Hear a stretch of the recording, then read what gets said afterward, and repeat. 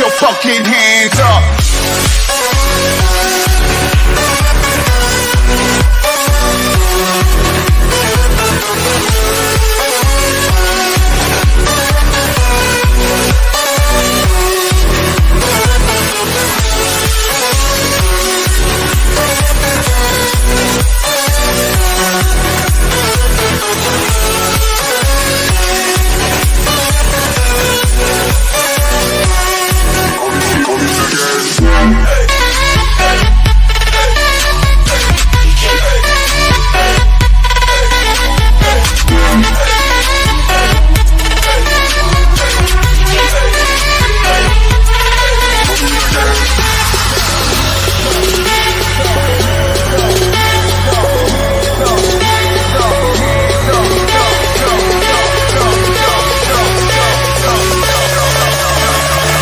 Your fucking hands up.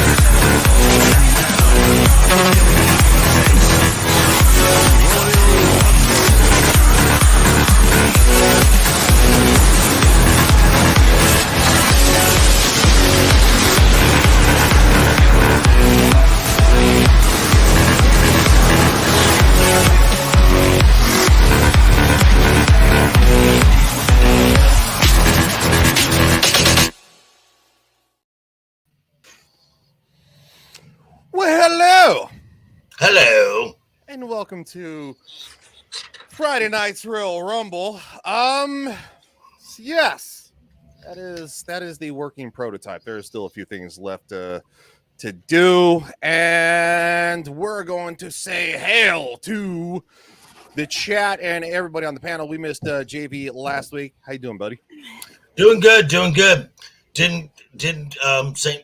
Patty's Day as hard as I did last week. So, oh wait, no, last week I actually had to work. So, yeah, that you did. You were not here. So, and we have the corporate marketing director, the Hijabi Gamer.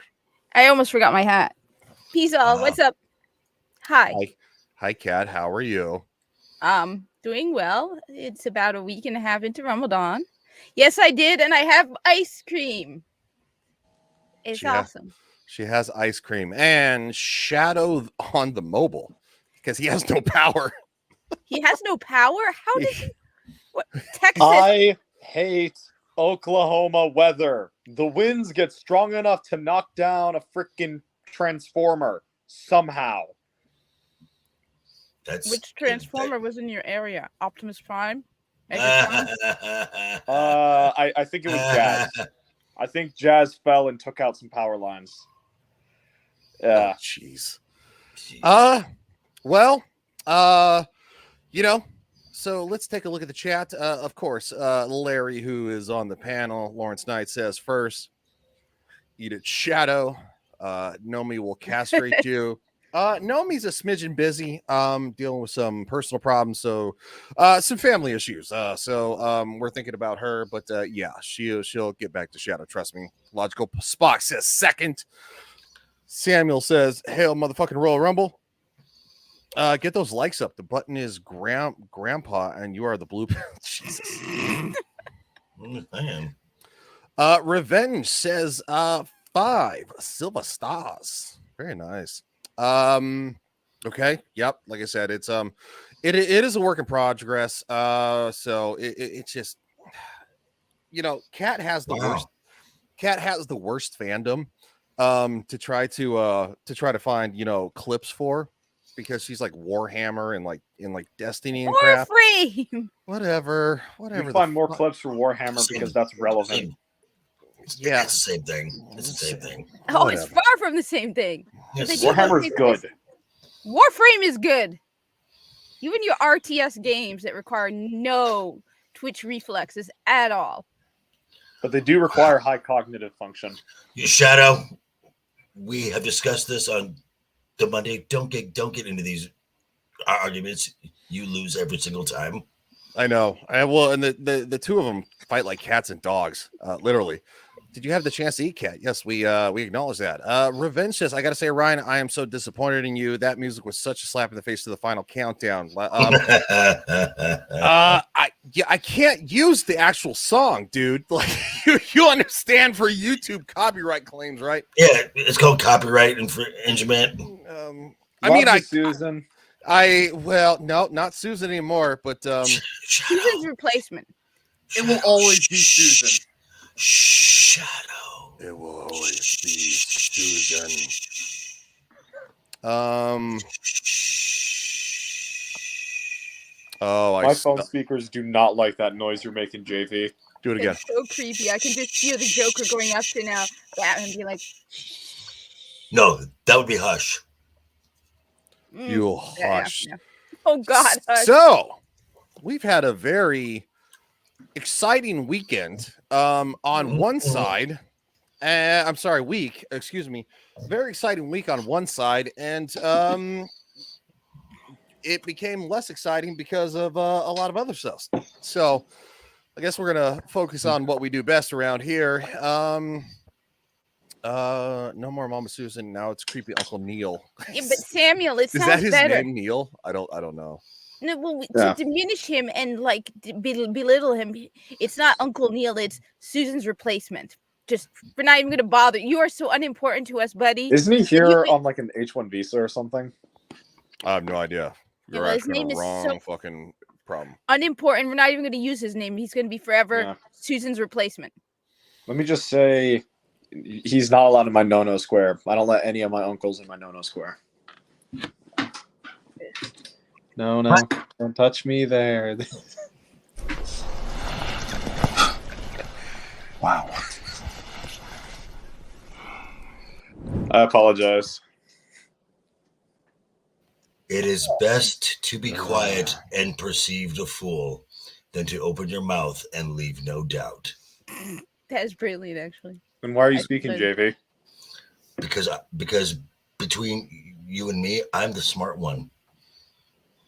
Isn't fool synonymous for clown? Shadow. Stay in your lane.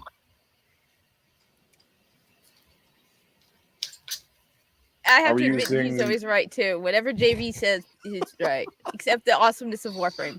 Oh. Are we using British lanes or American lanes? Okay. Anyway, enough. What's going on? That's fine. We have so much going on this week. So. True story. We do have a lot going on. So let's kick it off with this. An article that JV has sent to us. Because he wants to discuss. It's from the worldwide leader in Disney Park News. Yay. Mm-hmm. Well, Walt Disney World to host the largest LGBTQ plus conference in the world this fall. Yay. And the following year. Yeah. Now I find it interesting. Why Disney World? Disney World's in Florida. This would be much more well received at Disneyland in Anaheim, California. Yep. There couldn't be a political reasoning behind this, could there? No. Not at all. Definitely not. Revenge has a flawless victory. Welcome. Release the McCracken. What's up? Boba Fett. What's up, nerds? That's right. Proud of it. Samuel says he's got the CUNN. Creepy Uncle Neil. He's just got no tea and buying testosterone. Good Lord. Revenge of the Know Your Place, Junior. So let's so the annual Out and Equal Workplace Summit. That's okay. Which both this is all like HR, DEI, ESG, all of this. The conference Go ahead. This is a clapback against Ron DeSantis for the legislation that Florida passed. And if anyone thinks that, Iger is somehow turning the corner, and with all these layoffs, Miss Victoria Alonso gone, and a lot of their HR being good, a lot of their HR being laid off, that we're going to turn the corner and we're going to see a non-woke Disney. This should tell you right now they are doubling and they are tripling down on it. Oh, well, also because they fired Victoria Alonso, they also fired Ike Perlmutter, who who is a long-standing Trump supporter. So they had to balance the sheets to be like, oh, well, hold up now, hold up. Right. And you could and they can give just as and they can give a host of reasons of why Ike was gone. If you look at the article in the Hollywood Reporter, you'll see exactly why. The Hollywood Reporter article has Ike shaking hands with Donald Trump. Yep. That is the only reason Ike is gone. Yep. Oh. The power is back. He's like, I got the power. Dear God, your eyes are so demented. It's kind of scary. Yeah. You got one. Yay. I've done a couple of updates. Trust me, I have more to do, but Wait, Legion Talk 2, Electric Boogaloo with new intro and bells and whistles. yeah, I know, right? wait. What? Yes, ma'am. I would just love it because you know what? I'm planning on buying one just out of sheer annoyingness because I want to just be. I would love it for somebody to walk through that event wearing a straight pride shirt. I also saw a really great T-shirt He on would Amazon. never let you in. There's a T-shirt Won't even in get New. in the gate. There's a T-shirt that says "Thank a." It was like a man and it was a stick figure of a man and a woman. Was like something like "Thank a heterosexual couple. Without them, you wouldn't exist."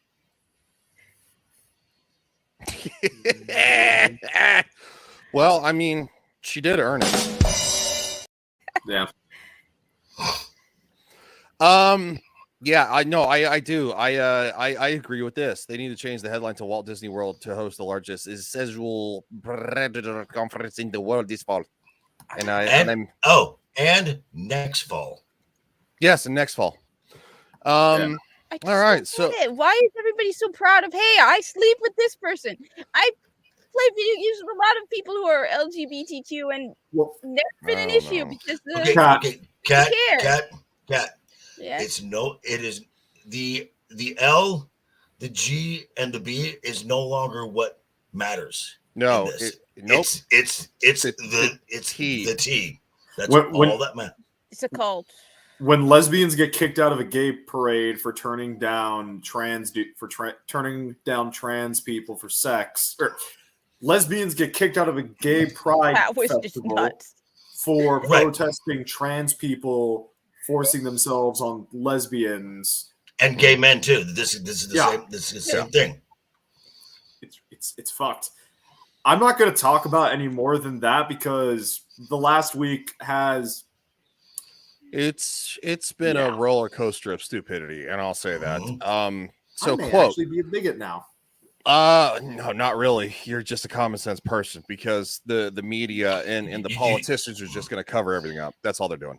You just don't know how to properly express yourself, Shadow. Yeah, you'll figure the articulation out about how to make your point, but at the same time call out the bullshit. But they'll still call you names, so. Or I could just use this. No, Shadow. I'm like the reason me and That's Shadow actually get along so well is we're the same. I Actually, kind of need cool to be learn honest. how to do that too. I get really frustrated, and when something is so Yes, blatantly I know you stupid. do. The largest LGBTQ plus conference in the world with more than 5,000 attendees every year. It brings together executives, ERG leaders, and members, and HR and DEI, which would be diversity, equity, and inclusion professionals and experts, all working for equality. What's ERG? I don't even want to know. I don't know. Off the top of my head, I don't know. Okay, no, it's not the economic. Did they No. did they change it? It used to be ESG score. Now is it now like economic resource governance score? Maybe. I don't no, know. that's ESG. No, I But know. he's saying, did they change it? Like, I well, don't know.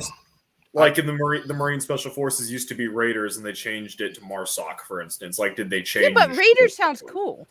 I'll look it up later. Yeah. The event will take place at Walt Disney World Resort this year from September 12th to 14th. The pre-event day on September. Oh my god. Pre-event day? Pre-event- Employee Resource Group. With a Samuel. pre-event day on September 11th. Disney has also committed to host. That's just fucking stomping shit on a fucking really. Next year in 2024, companies such as Apple, McDonald's, Uber, Walmart, Hilton, Amazon, Boeing, Cracker Barrel. Yep. That's different. They did get called racist. Employee Resources Group, Mugsykins says. Okay, thank you, Mugsykins. Appreciate that. And John Deere. Now, Wait, don't they make Valiant- tractors? Yes. Now, Valiant did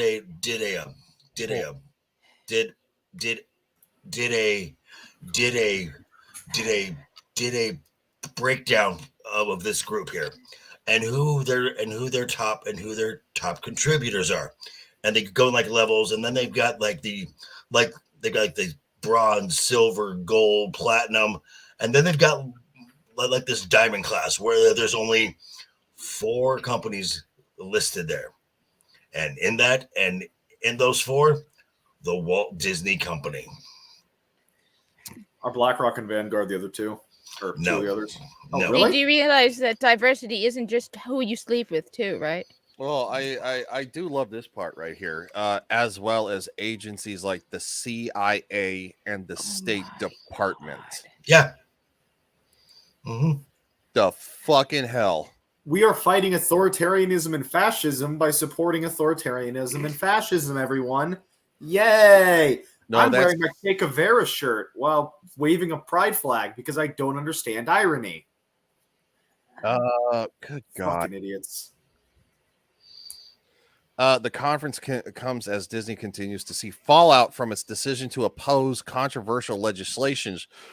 Yeah, really? No, But- there's no fallout. no. What controversy? Is Yeah, it no, smart? no A controversy. bunch of people storming the Kentucky State No. Capitol. I'm pretty sure. No, This is- no, they're no, talking no. about. This has everything to do with losing the Reedy Creek district. Yeah, Wait, This but has did you hear the everything to do with update? that. yeah, the Did you tax. hear the district. update on the Reedy Creek district Mhm. Yeah. and how they turns out they snuck something in?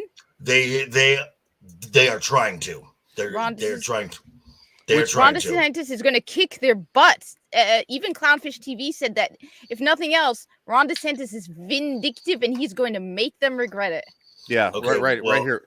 I heard. Well, I listened to the breakdown from Andrew at legal the Mindset, which Reedy Creek was what he used to do. Those special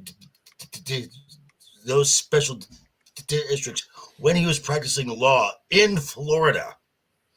This is Oh. what he did. Specifically, special districts. This was his job. He knows who the Reedy Creek people are. He knows how underhanded they are.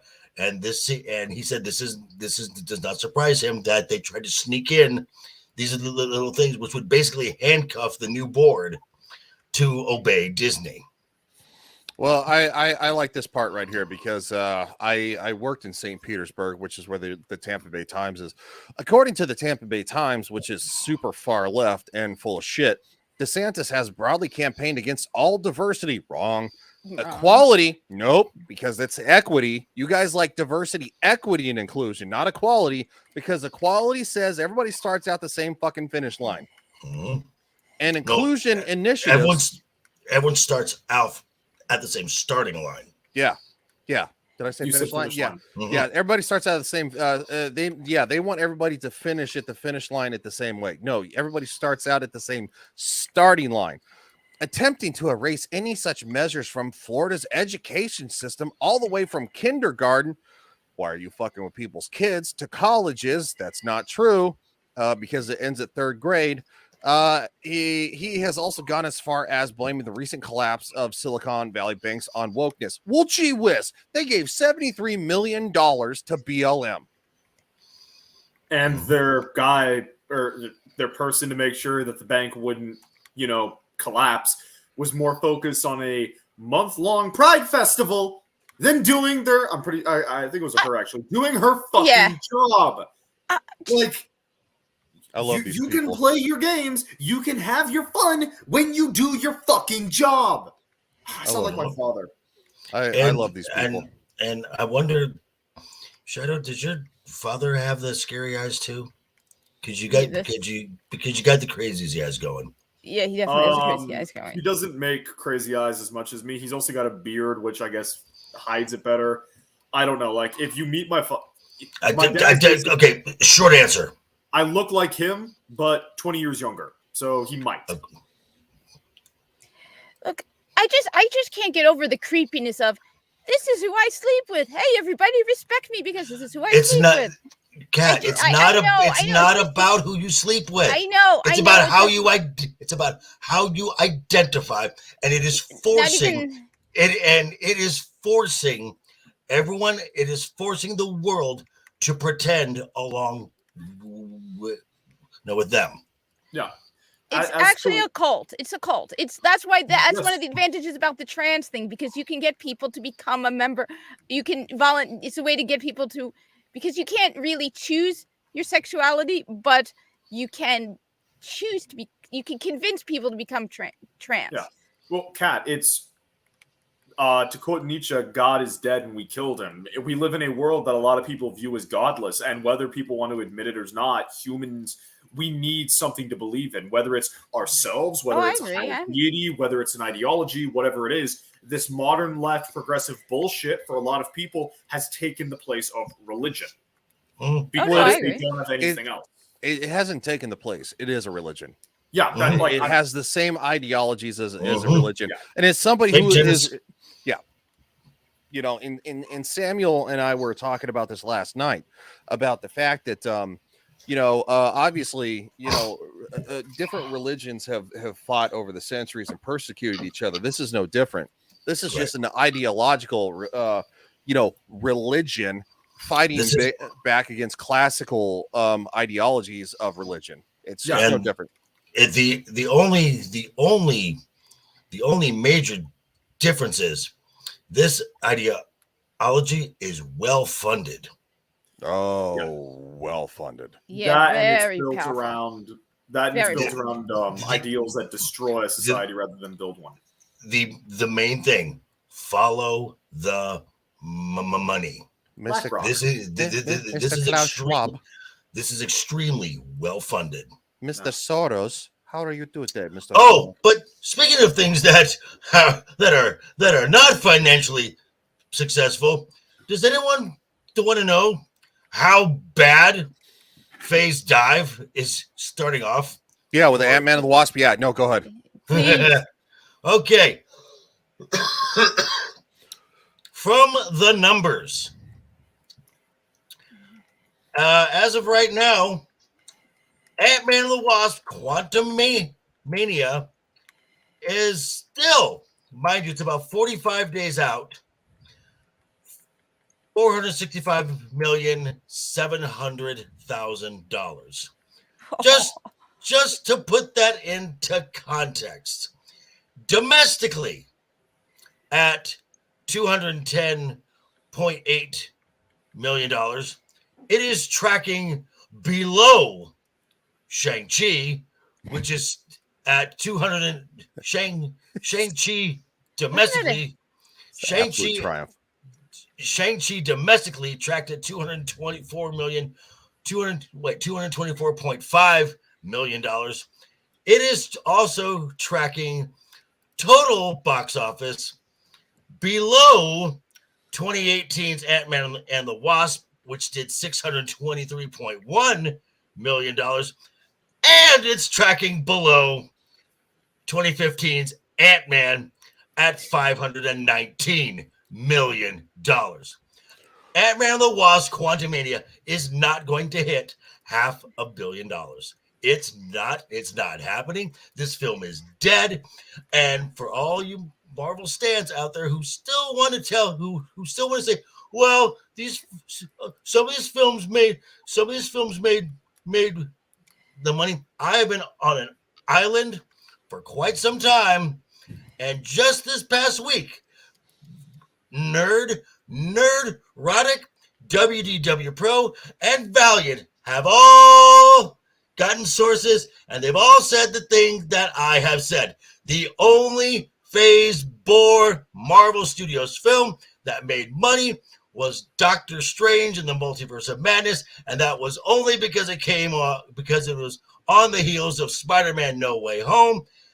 Every Marvel Studios film post Endgame has been a box office flop. Fuck you all, I was right. Please do the thing. You know the thing.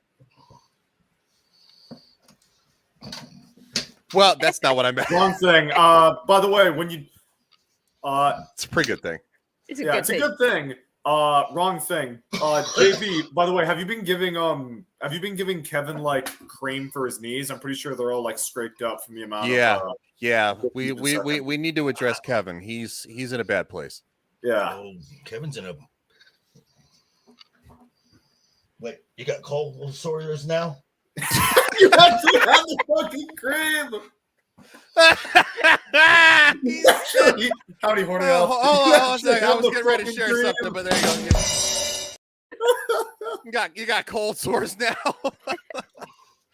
Sucking that Chinese honey sausage. Fuck Kevin Feige, because you know what? You done fucked up. You're dead on arrival. Fatality.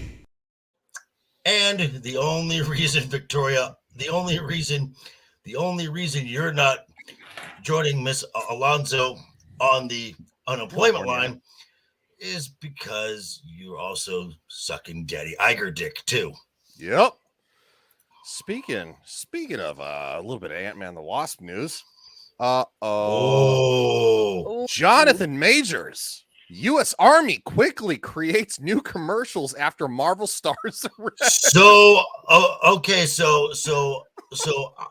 I had a story on this on the Monday saying that they had postponed it. The Army just kind of went, we're gonna nix that. They axed it. And they explained why they axed it. Yeah. And it has begun. The canceling of Jonathan Majors has begun. He's not looking real good, dude. He's not looking good. Them text messages that came out. Oh boy. So Jonathan Majors' arrest has forced the U.S. Army, who's hurting for recruitment, by the way, to think on its feet following the newly launched advertising campaign for the Marvel star. The actor, who was arrested on Saturday, March 25th in New York on charges of strangulation, assault, and harassment, was the narrator of two ads featured in the media campaign that was launched by the NCAA's March Madness college basketball tournament. Could have been the NAACP. I mean, same thing.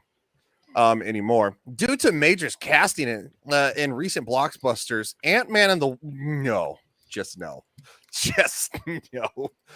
Creed 3, I'll give you. Army leaders hoped his involvement would help them reach the youth audience. In a statement on Sunday, 26th March, the Enterprise Marketing Office said that the Army was aware of Major's arrest and was deeply concerned by the allegations. It added, while Majors is innocent until proven guilty, prudence dictates that we pull our ads until the investigation into these allegations is complete. No, they're done. They're so done. No more. Sorry, Johnny boy. Wow. Yeah. However, wow. The show must go on, and Major General Alex Fink, head of Army marketing, told the Associated Press that the Army will have some brand new creative ads ready on Friday, March 31st, which is today. Wow. These will be compiled using the footage that was filmed without Major's narration. Nice. Wow. Oh, no. Jonathan Majors is the new Johnny Depp. which if Disney holds true to form, they're gonna. But the problem is their entire phase 5 and phase 6 is reliant on Jonathan Look, Majors. What they need to do is they have to go to Jonathan Majors and be like, look, we don't care how you really are. You need to start identifying as they, them, and in your next premiere, wear a dress. Ding, ding, ding. Did you see the cover? Did you see the cover he did for Vanity Fair? He practically did. Yeah, I did. He needs to be more prominent about it. Well, hello, Horny Alf. What's up? Hi, Dax. Daxman, what's up, Horny Alf? You Malnakian sex machine, you. Y'all were talking about this army stuff. I had to jump in. All right. You're more than welcome to.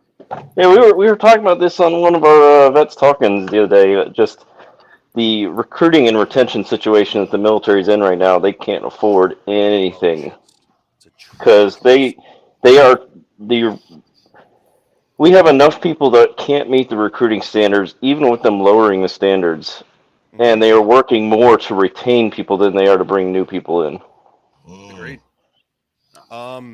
Just real quick. Revenge says, I feel bad for Paul Rudd and Evangeline Lilly. I hope they never do another Ant-Man movie. Yeah, no, I mean, I feel bad for them too, because they seem like genuine people and they got the dick. They got a whole lot of dick.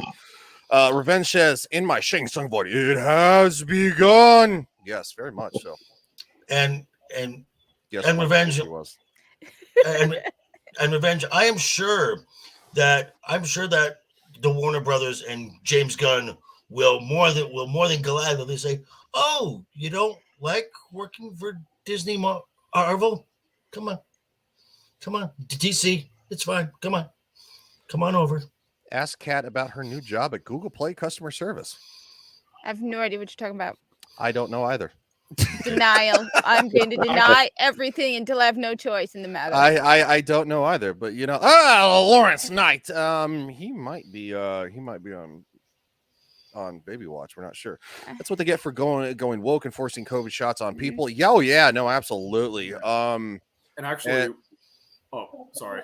No, you're good, dude. You're good. One quick funny thing I was gonna say is, like, you've got all these ads that come out where it's like, they've got like a ton of black women or like a ton of they've got basically everything and then just like one random white guy. When I was at for my physical for MEPS or whatever you want to say it was like you would, based on the demographics of the United States, you would expect to only see 3 white guys for every 10 people. It was more like 7 white guys for every 10 people. The at least going off that and the fact that I know a lot of people who served, it seems like the majority of the demographic in the military is young white guys, yet they keep marketing for people who don't seem to want to enlist, which I think is weird. It's the diversity, equity, and inclusion garbage. Yeah. And you know what's that stuff's everywhere. And they're trying to change the political makeup of the military too, because of all the institutions of power in our country, the military has been the last bastion of people that respect the Constitution, and they are trying to mold that and change that. Yeah. And what I find really funny is like the nature of the military being something meant to slaughter and kill, centered around hard work. You're not going to get the people they want in the military, because the people they want are soft. I'm soft, doughy, and weak, but stand with me for a second. They want soft, doughy, weak-willed people, whereas I'm only soft, doughy, and weak-willed in physicality.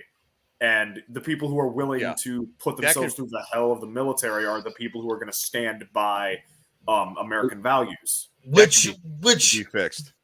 Which I'm just gonna say, if there's ever an agency of a state that I want single minded, it's the military. Yeah, really is the one I want. That this is your job. Your job is to kill people and to break things. Yes, exactly. That's the whole fucking point. That's what they trained us for. That's your job. I literally kill people and break things. Our battalion sergeant major came for a fucking inspection. And I think I talked about this last night. I had the first 6 seasons of Friends out because we didn't have cable or anything like that. Right. Yeah. So gay. I don't it's so far up. Wow. I am not gay. Play that clip. I don't want to interrupt the story too much. So anyway, the sergeant major comes in and he looks at my my squad leader who's an E5, right? So like the big rank difference. And he looks and he's like, don't worry, sergeant major. He's like, I guarantee he's a killer through and through. That's what he said. Yeah, that's the whole point. Is this the friend story? Yes, you put fucking friends down range towards bad guys. That's your job. It's not to be like, I'm being so accepted by the military because I love being gay.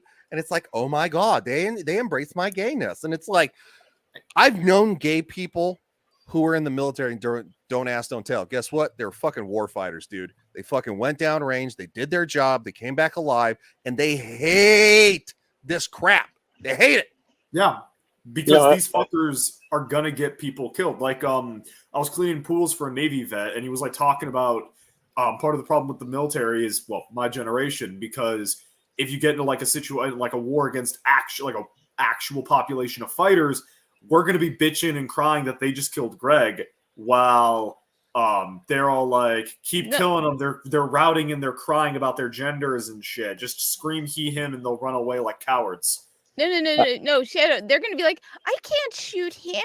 That guy's a brown guy. I can't shoot that person. That's a woman. This is not diverse. I can't kill the diverse people. Our enemies aren't diverse enough. Oh no, that's what I meant. That our enemies are too diverse, and so they'd be like, "Oh my God, you want me to shoot the brown guy?" But you know what's stupid is that that's extra incentive for me. This is the most diverse country on the planet, and we have people who are complaining about the fact that we have to do our job against other countries around the world because they're people of color, and it's like and it's just like really, like this is a nation of immigrants. Yeah. Go ahead, Al. So as far as this diversity, equity, inclusion, DEI. They've got it in Hollywood. They've got it in politics, government. The military is where they're pushing it as well. I want to bring up a point that Nerdrotic said today on FNT is, why aren't they pushing DEI for garbage collectors or sewage plant workers? Or you don't see that, Because nobody wants to do it. Have you seen that clip on Twitter? Those are jobs mostly men do. Yeah. Have you seen that clip on Twitter where the guy's in the fucking manhole and he's like spraying that shit out, right? He's got fucking roaches crawling all over his fucking body and he makes like $200 an hour because who the fuck wants to crawl into that shithole and fucking do that? Men. We don't have those anymore. That they were deemed toxically masculine and removed. I missed a couple of chats here. So we got Mugsykin says, with all the talk about going to war with the Ukraine, can you blame people not wanting? No, I can't fucking blame them because quite frankly, our shit is so limp dick. Like, quite frankly, no, I don't trust these. I don't trust the new Army standards. I don't, because they changed the Army PT standards. So if you fail, you get a full round of failure, right? So a full failure is three strikes, you're out. If you fail the PT test 3 strikes, you're out. Your ass is booted. You can't fucking hang. You can't be a part of it. Get out. They're giving you a redo so you get 6 strikes before they kick you out. They had to double it because of the fatties.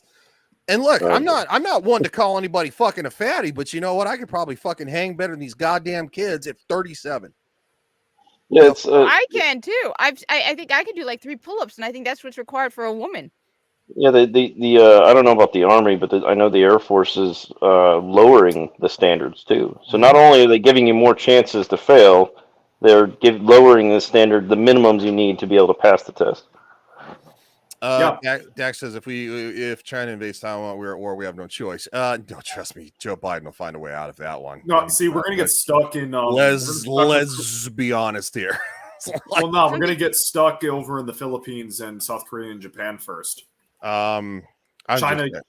China lets Kim Jong-un off the leash, gets some shit going down in Southeast Asia. We're bogged down dealing with that. They make a grab for Taiwan. That's what I'd do if I was in not Kim Jong-un. That's what I would do if I was in Howdy Beak. That's what I would do if I was in Beak. Bear's spot. Boba Fett says can't shoot the minorities, and if they're shouting at you.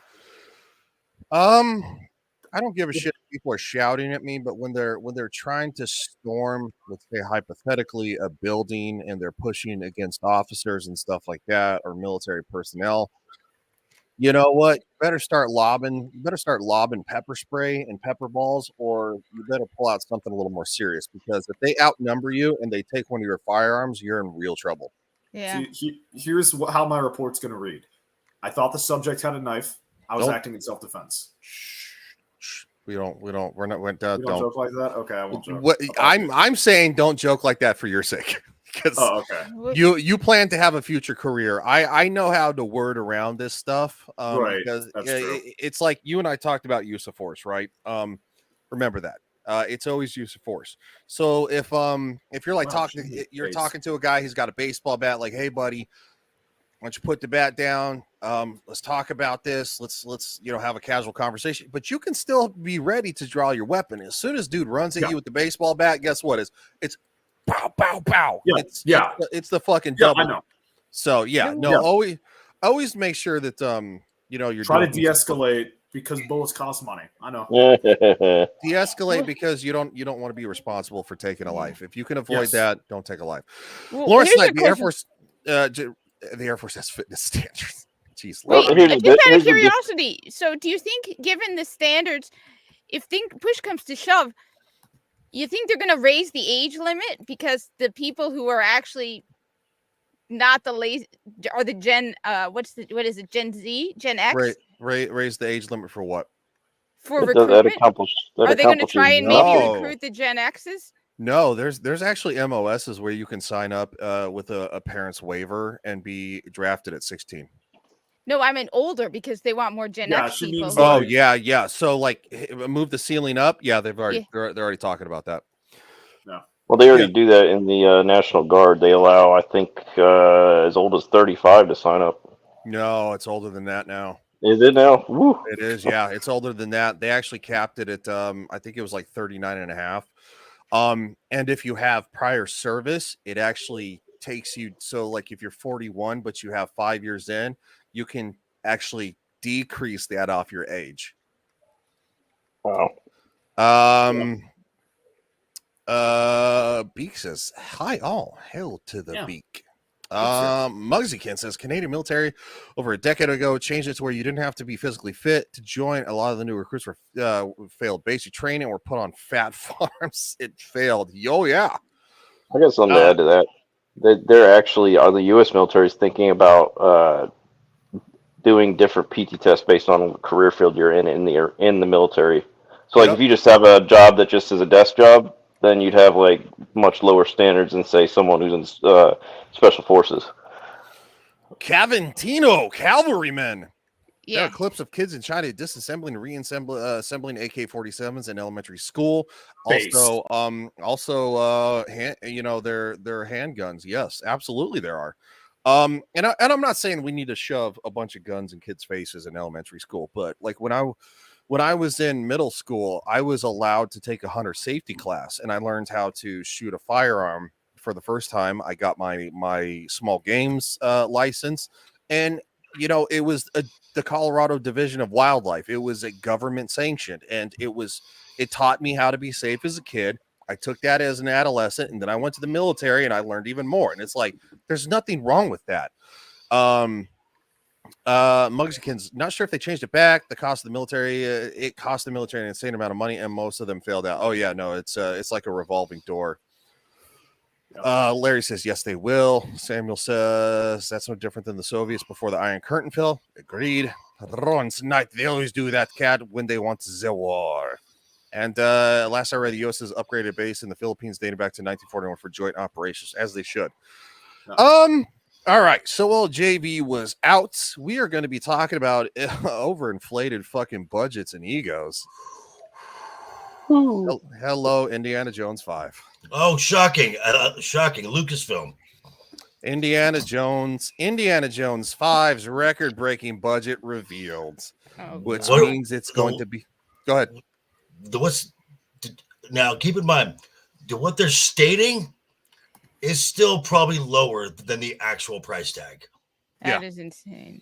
Dax Morgan in Texas, the hunter safety course was 12. You had to bring your own rifle. No, they actually supplied the 22 long rifles at the range for us. But that's about middle school for me. I was about 12. Yeah.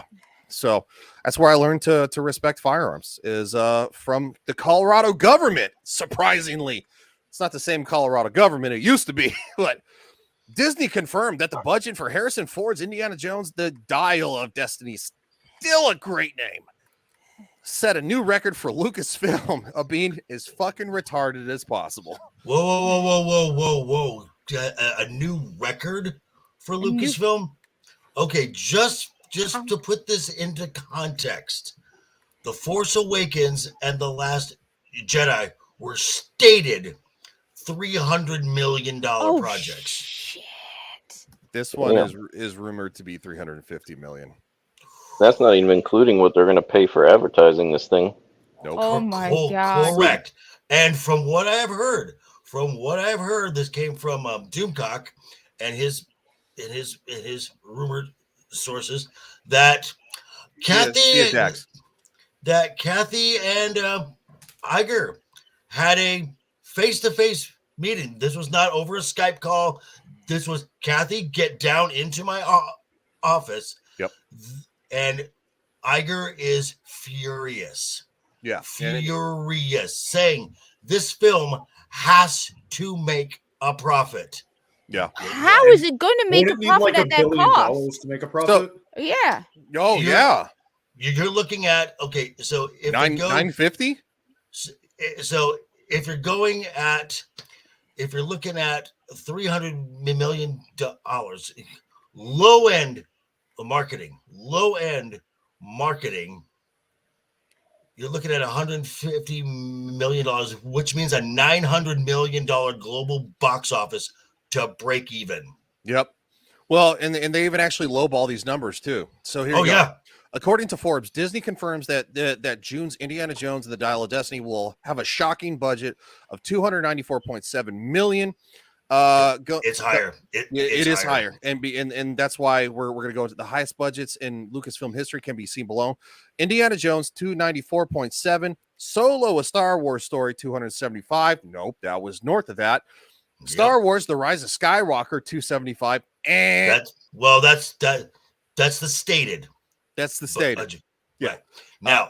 Now from Script Doctor and his colleagues. Not his sources, his colleagues, because this is an actual Hollywood screenwriter.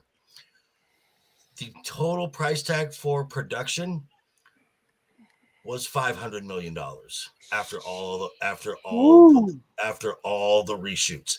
Yep.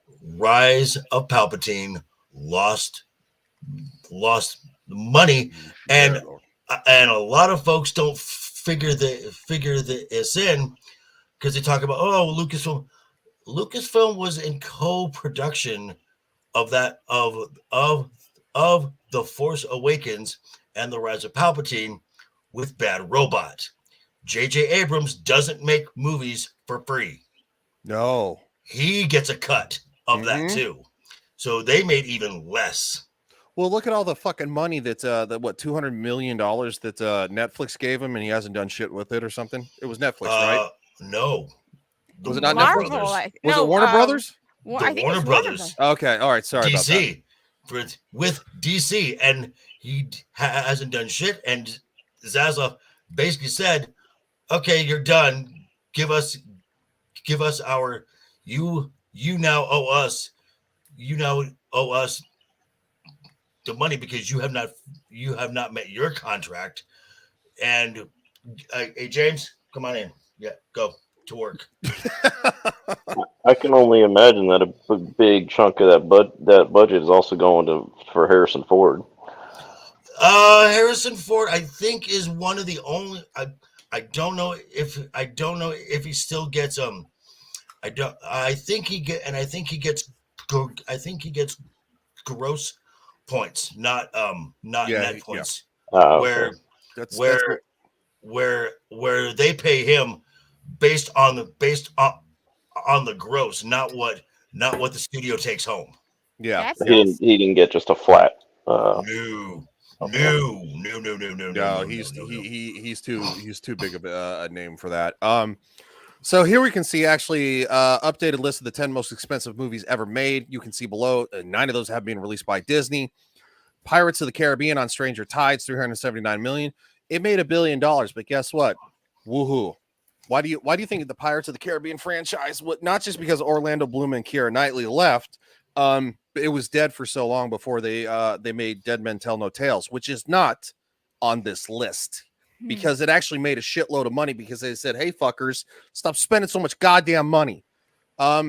Avengers Age of Ultron, $365 million. It cost more than Avengers Endgame. What? Mm-hmm. Where did that money go? yeah. The stupidity. Visual effects. And again, who was in charge of visual effects at this time? Victoria fucking Alonso. Oh, But she's a stunning and brave Hispanic lesbian woman. she's so She stunning can and do brave they booted her ass. wrong. She'll go to Amazon. I guarantee. I would not be surprised if Amazon lobs her up that fast. Give it 6 months. Yeah. And boom. She's already. Well, okay. It's going to depend on what that it's going to depend on what that on the time frame of that NDA and that no compete clause that they give her. Mhm. But the minute that is done, Avatar: The Way of Water, $350 million. Avengers: Infinity War, $325. Okay, now Avatar, yes, it's Disney and it is because it's being done. It was done under Searchlight and what was Fox Studios, but a big chunk of that, again, that is a misleading number there because a big chunk of that is Cameron himself through his company Lightstorm. Yep. Pirates of the Caribbean at World's End, $300 million, and the ever so wonderful Justice League, $300 million. Justice League, yep. Justice League. Gee whiz, I wonder why Warner Brothers is having some fucking issues after this movie came out. Well, because it made like what, $500 and some odd million. Then it didn't cover, but it wasn't as bad as everyone thought it was. Yeah. Why Indiana Jones 5 might fail at the box office. Disney is known for making movies on huge budgets. They need to stop, with immense amounts of money being dedicated to creating grand scale projects with major stars. You know what's funny is that it's all visual effects now. Okay, now, where the fuck is all that goddamn money going to? This is part of what is called. This is one of the practices that Disney's doing now. It's called the scrapbook method, where they will film 12 they will film like 12 diversions of the same scene and all the takes it takes to make that, and then they're just like, okay, we like this, we like this, we like this, we like this, we like this, we like this, instead of a traditional story. Okay, this is the story, we're following these beats, boom boom boom boom boom, follow the story. They're just kind of picking and choosing to what they want, and with the scrapbooking style, you're shooting a lot. And then on top of all that, the visual effects. Okay, it is very well known that Marvel films and Rise of Palpatine were still being video edited a week before release. Yep. Oh my God. Yep. Because Disney has no plans.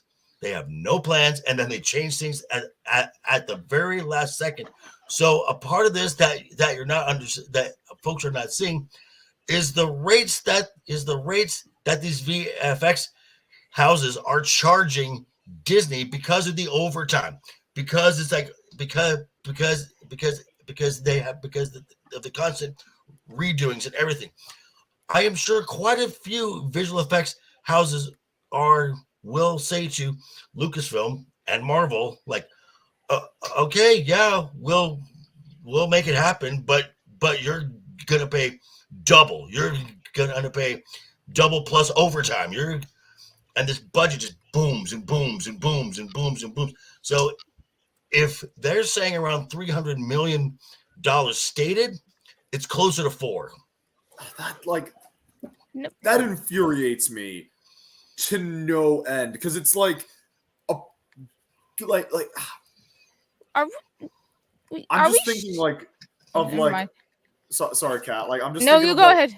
All the shows, like science fiction shows from the early 2000s, like Stargate or Farscape, or the black and white films from like the 40s and 50s, like all these movies where there is a clear plan, there is effort put into the creation of the sets, the characters, the world, the costumes, the background. You have all this like love and passion and dedication and focus, and then now it's like just shit on a plate and spray paint it, and you have better technology, you have cheaper technology, you have all these different tools to make. Like, look at the Lord of the Rings trilogy, all the stuff they had to make specifically for that trilogy, someone now can just use, and we don't fucking use that. We just use a green screen.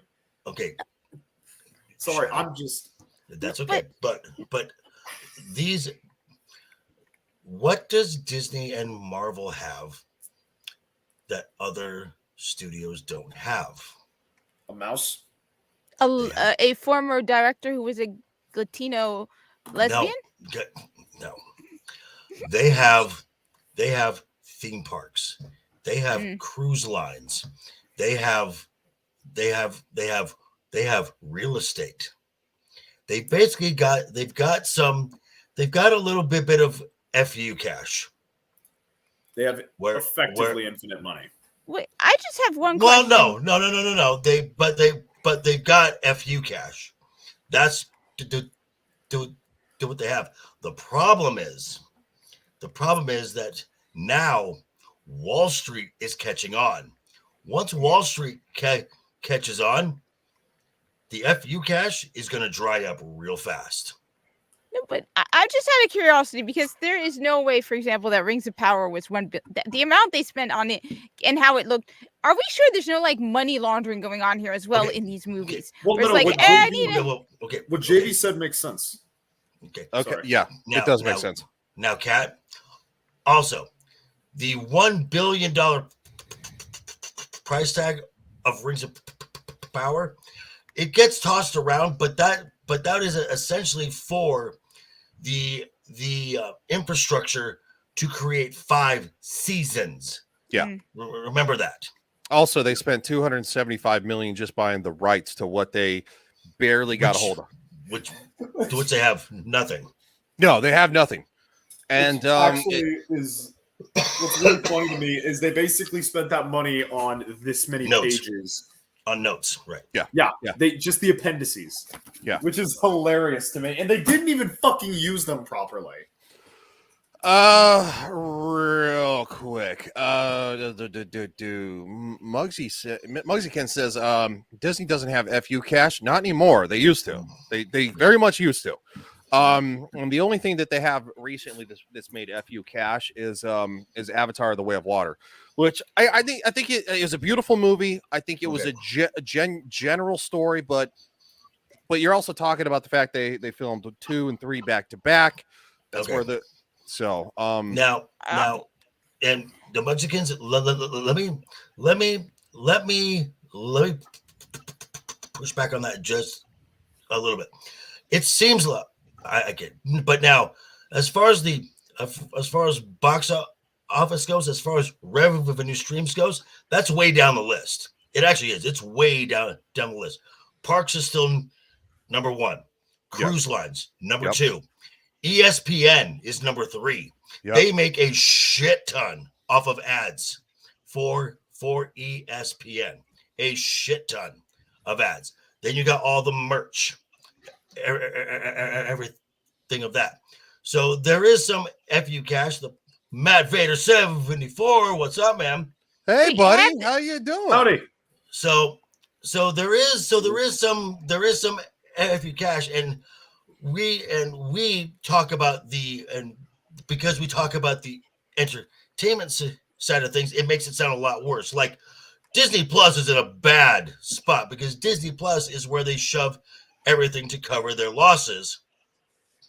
Yeah. Because Disney Plus will just write a check to Disney, but that's basically taking a $20 bill out of your left pocket and just putting it into your right pocket. Yeah, So- it's shifting so- the cash around. Doesn't that Disney- improve GDP? Well, Well, Disney Plus is in the hole about $12 billion. Damn. Yeah, Disney Plus is not doing well. It's just covering losses, and it's just shifting. It's a cash shell game. Isn't that and illegal? No, it's not. No, What's it's his name? not. Kamran Pasha, I think it was. Someone said Kamran on Midnight Pasha. said it's normal for them to shift the money around. Yeah. In fact, he that's was like saying that doesn't It's make just- sense that they got into so much trouble over that, and he thinks they're- it's a cover. They're not cooking the books; they're shifting the books. I know cooking It's the just- books is something that people say. Yeah. So it's something that that Disney is good at doing because, as JV said, the parks make an ass load of money. They make a shitload of money. And we're talking about all the parks around the world. And then of course the cruise lines, and then of course, yes, absolutely. ESPN is huge. That was a great acquisition because ESPN is not making they're not making as much money as they used to, but they're Okay. still making a lot of money because ESPN is the place where a lot of people go Right. for sports. I mean, ESPN will probably always be number one for sports. Wait, Well, as do you far think as- they're making money for the merch related to Avatar? Because I can tell you, I've seen, and what I have seen hasn't sold. Like Funko Pops for that, action figures Like- for that. If we were talking like 6 or 7 years ago, I would say like anything that made targeting kids might sell just because like I do not like Avatar as a story. I'm gonna be honest. I would still buy those freaking action figures because the world just looks cool. But kids, they don't, at least in my experience, don't play with physical toys anymore. They just play Fortnite and Minecraft. They don't care about physical things. So if you want to sell physical They play on product, you're electronics. gonna target adults. Yeah. And most Now- people don't really care about Avatar enough to purchase stuff. Real quick, And when JV, and when I said- let Alf say something real quick, just real Sorry, fast, and then JV, go ahead. Alf, I was going to say, as far as the shifting money around, you can say the same thing about Amazon. Amazon blew a ton of money on Rings of Power, but they have a lot of money in their delivery Oh, yeah. service, so they've got money to shift over. That probably just as much as Disney, if not more. So I mean, that even though they blew their wad on Rings of Power, and they're still going to probably for a second or third season, they've got money. And they got money to throw at it. Okay. Go, JV. And I'm going to talk. And what Mugsican said is that ESPN is not making as much as the much cash because they lost the cricket league. That is Disney Plus. That was not ESPN. That is Hotstar, which is the international version of Hulu. And yes, they did lose they lost 2.5 million subscribers from that. However, the dollar amount that they get back from India is like 7 cents per dollar. So it's not as big a hit as you might think. And yes, ESPN has been laying off, but that's mostly their talent for the shows, the overpriced talent. the commentary shows that you catch in the mornings and the whatnot. ESPN doesn't give two fucks about those. Disney doesn't give two fucks about those. The ad revenue for live sports That is the driver. It's through the roof. And you know, they're gonna be getting rid of, like, you know, and you see it on Geeks and Gamers, like, where, you know, the dude is like, this is not okay. Like, the idiots like that, they're gonna be the ones that, because they have high profile contracts, they're actually they become a literal problem on camera where people are like, ugh. Stephen A. Smith. Yeah, and also at the same time too, Hulu's not a drain on Disney because it's partially owned. Right. Well, Disney has a share in it. 70%, and they'll probably sell it though. I think they're going to sell Hulu for cash, because I don't think that they can afford the other 30%, which comes out to like $30 billion. Yeah, there's no way. I've been thinking they're going to sell Hulu for probably the last year and a half, to be honest. Wait, why the hell did they buy Fox instead of just buy the rest of Hulu? They wanted the properties from Fox because they wanted the Fantastic Four, they wanted the X-Men, they wanted Avatar, Deadpool. They wanted Deadpool. Stuff that they're going to mess up with their They wanted ESP. the X-Files, because guess what? Now they're going to be rebooting the X-Files. No. Birth with Ryan Coogler. No. And it's going to be dead on arrival. Hulu worth that much? Really? Hulu has a solid subscriber base, and it also has built-in ads. And it has for a long time now. So it's not like Netflix trying to shoehorn in ads where people are resistant, or Disney Plus. Disney Plus, you know, they're like, oh, $6.99 a month. Disney Plus, you get everything you want. And they're like, oh, we're probably gonna have to start selling ads now, because we're broke. Well, yeah, and a lot of folks with the Disney Plus numbers. That's a real misnomer there, because a lot of those subscriptions, I don't want to see that, are tied to cell phone contracts. Yep. I've seen those. Yeah, I've seen those. I actually, the Verizon is like the Verizon. You sign up, you get a year free of Disney Plus. Yep. I actually signed up with Sprint way back in the day, back in like 2014, because Verizon did away with their unlimited, and they told me they would grandfather me in under new contracts, and they lied. So I was like, well, I'm out, because you know, I listened to a lot of YouTube and stuff like that when I was at work at my old job. Anyway, long story short, so I went with Sprint. Well, because of my government job, they actually gave me Hulu for free, because it was a promotion they were doing with the government, because the government was give them a little bit of cash. Right.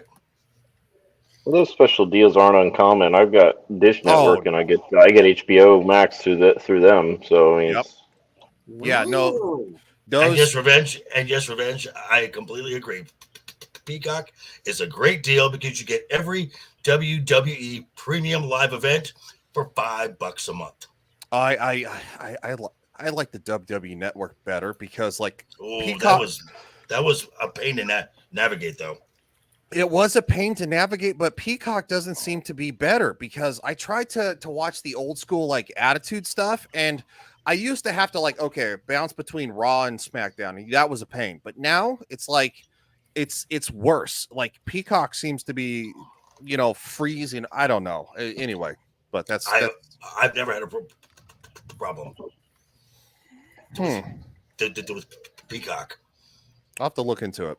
$5 a month. Can't beat it. Says, Ryan, that makes total sense. ECW. The Attitude Era is very problematic. You're not wrong. You know what's funny? It's for like, you know, us slightly older gents, right? Is that as a kid we had cable, but so I could watch Raw's War on Monday night. But with the Attitude Era, we did not have an antenna to watch UPN, so I couldn't fucking watch Thursday Night SmackDown, which is wild. Which obviously turned into you know, it combined with CW it combined with WB to become the CW. Oh, well, whereas I was the opposite. My father, which I still wish he had. Puppies! Yeah. What? That's gonna be a clip now. Thank you, Matt Vader, for that. I'm gonna search that right now. Puppies. from I- Jared. I- Puppies! I mean, I am not gonna lie. I enjoyed watching Stacy Keebler enter the ring every single time. Oh my god, she was so hot. Nah. She's I don't know anything about the WWE, so I'm just Me gonna neither. listen. No. I did not have. Stacy Keebler, legs up to her chin. What's her name? Stacy Keebler. Yep, she was a former Baltimore Ravens cheerleader. At one time, she was dating George Oh, Clooney. yeah. Holy shit, I she's was tall. I was a WCW guy. Trish Stratus got me through fucking puberty, and I'm Lita. Lita was fucking Stratus. hot. But Which Trish- they will both be in a match in the weekend's WrestleMania. Huh. Uh-oh, not Sheila, aliens. Hi Sheila, how are you? Hi, Sheila. Aliens. She's gonna be on Dermy's Ballbuster show later. Wow. Gurney So- Wormy? Yeah, Dermy Dermy Wormy. Wormy. Oh, have I got some Dermy memes ready? Okay, I gotta go back. Revenge says, damn Ryan, that sucks. Says Jerry Lawler, best of all time. He was so great. Puppies! Puppies! Ahoo! Him and JR. Stone Cold! Stone Cold! Stone Cold! Oh my god, he's got a family. He's whipping him like a government mule. He's walking a mud pile and stomping it dry. Yeah, Stacey Keebler. Yep, she's been inducted to the Hall of Fame. That'll be this weekend. Those legs WrestleMania. alone. That's probably one of the only reasons is the inductees that I'll watch WrestleMania. Nothing against the current stars. It's not the same. Sable was very sexy. So was Deborah, Stone Cold Steve Austin's ex-wife. Dermy doesn't have a show tonight. Oh shit! I thought he did. I saw it scheduled. I thought it was scheduled. I just right before I hopped on here, I looked. It's scheduled for tonight, Maybe he had to cancel it. I don't know. possibly. She says last I heard Ballbusters is not happening tonight. I messaged you with sorry. I haven't looked at Twitter. My bad, Sheila. Oh, okay. So we've been talking the shit about Indiana Jones and the fact that it's not going to make a lot of money. It's not the only. It's not. This is really going, and as Kat stated, Amran has been on this for about the last year, along with Doomcock. Basically, Iger has basically threatened Kathy now with, "Oh, you want to keep talking? You want to keep talking? Well, how about we look into that gold, those parachute of yours? Maybe we can shave off a few dollars here and there. Oh, you want executive producer credit on the next four Lucasfilm projects? Oh, maybe we should knock that down to 2. Fucking with her legacy, which is what Bob Iger, which is why he does not like Kathy, because her job performance is fucking with his legacy. Bob Iger wants to be put in the same conversation as Walt and Eisner. Yep. And Bob Eisner was was talked about extremely favorably. And Bob Iger, in my opinion, Michael Eisner. I'm sorry. There's a lot of Bobs in there too. A lot of anyway. Yes, Michael Eisner. Who was the guy that was after? What was it? After Eisner? Iger. It was Iger. So it was Eisner, Iger. There was Roy. Okay, yeah, no, okay, no, that's right. It's the last names that I got confused on. Sorry. It was Eisner, Iger. Then it went Bob and Bob. So that's where I flip flop. Right. Okay, so Revenge says China was awesome. I don't agree. I mean I do agree. Sorry, I don't disagree. She blazed trails. She really did. She was a little bit on the juice, but hey, to each their own. Most of them were. Release the McCracken. They have something I think haven't kept up with the rest of the Legion show in the past couple of days. Well, Dermy kind of does his own show on his own terms, which a lot of the Legion members do.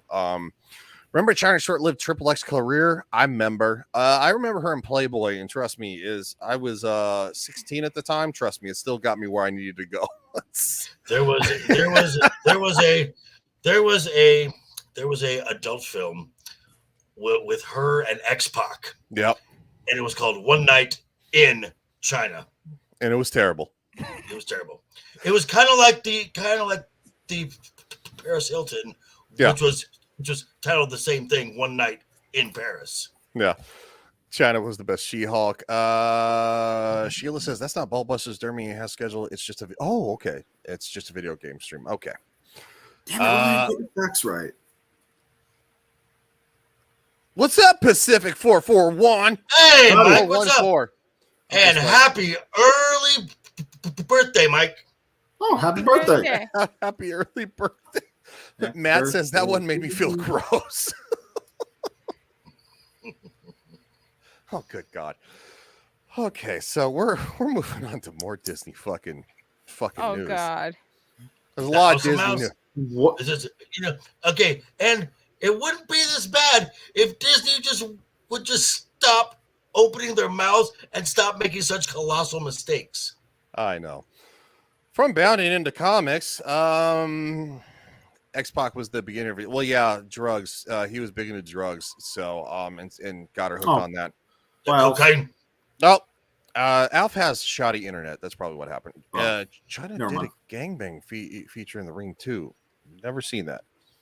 I don't know anything about that. Sunny has loads of tea about so many wrestlers, and she's on OnlyFans. Oh, well, that's Sunny. Yeah, that's old news. That is okay. So, bounding into the comics here, Samuel O. Jackson reveals upcoming Disney Plus Secret Invasion series has a political aspect that kind of fits into where we are now. Oh, gee, translation. It's made for a modern audience. Oh, Right. God, gag me. Stop. Well, we could. They but are it wouldn't do any never fucking going good. to learn. This is getting They're- ridiculous. They're never. Dude, Shadow, what drugs are you on, dude? Lay off the Adderall, man. Jesus Christ. Hemoflex. It's not. He's being. It's a diet supplement. It's an iron supplement. Just Shut up, bitch!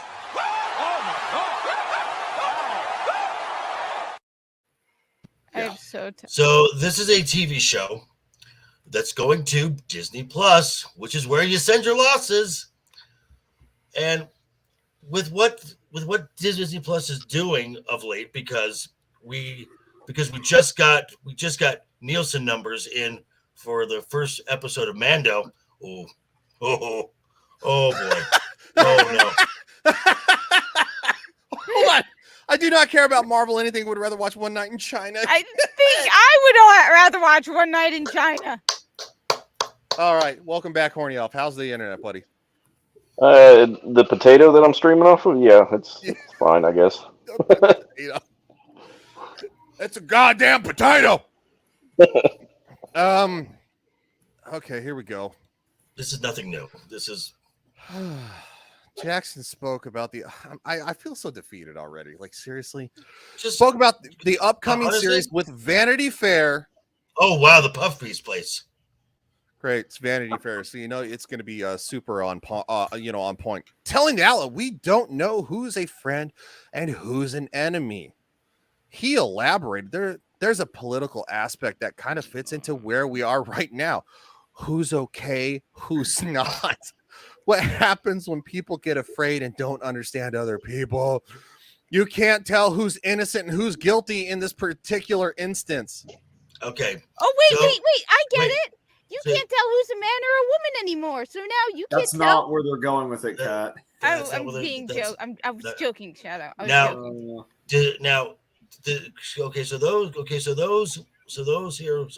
Those here on the panel. Do you know the progression of the secret invasion and to what it has to do with this? Vaguely. I only know Okay. based off that early 2000s Avengers show, so that might be completely wrong compared to Okay, the so I was a DC person. They So fucked up this- Secret Invasion because the Skrulls are bad guys, and they're not ma victims. Oh, Thank yeah, I you, know that Brie part. Larson's Okay. Captain Marvel. Yes. Oh, yeah, I know so, that part. So this is basically the Skrull. This is the Skrull invasion, which again, since Secret Invasion is post Captain Marvel timeline, we're gonna have to get some backstory on how all of a sudden the Skrulls are not our friends anymore, because they've been our friends since 1995. You Which- mean why? which I have a reason.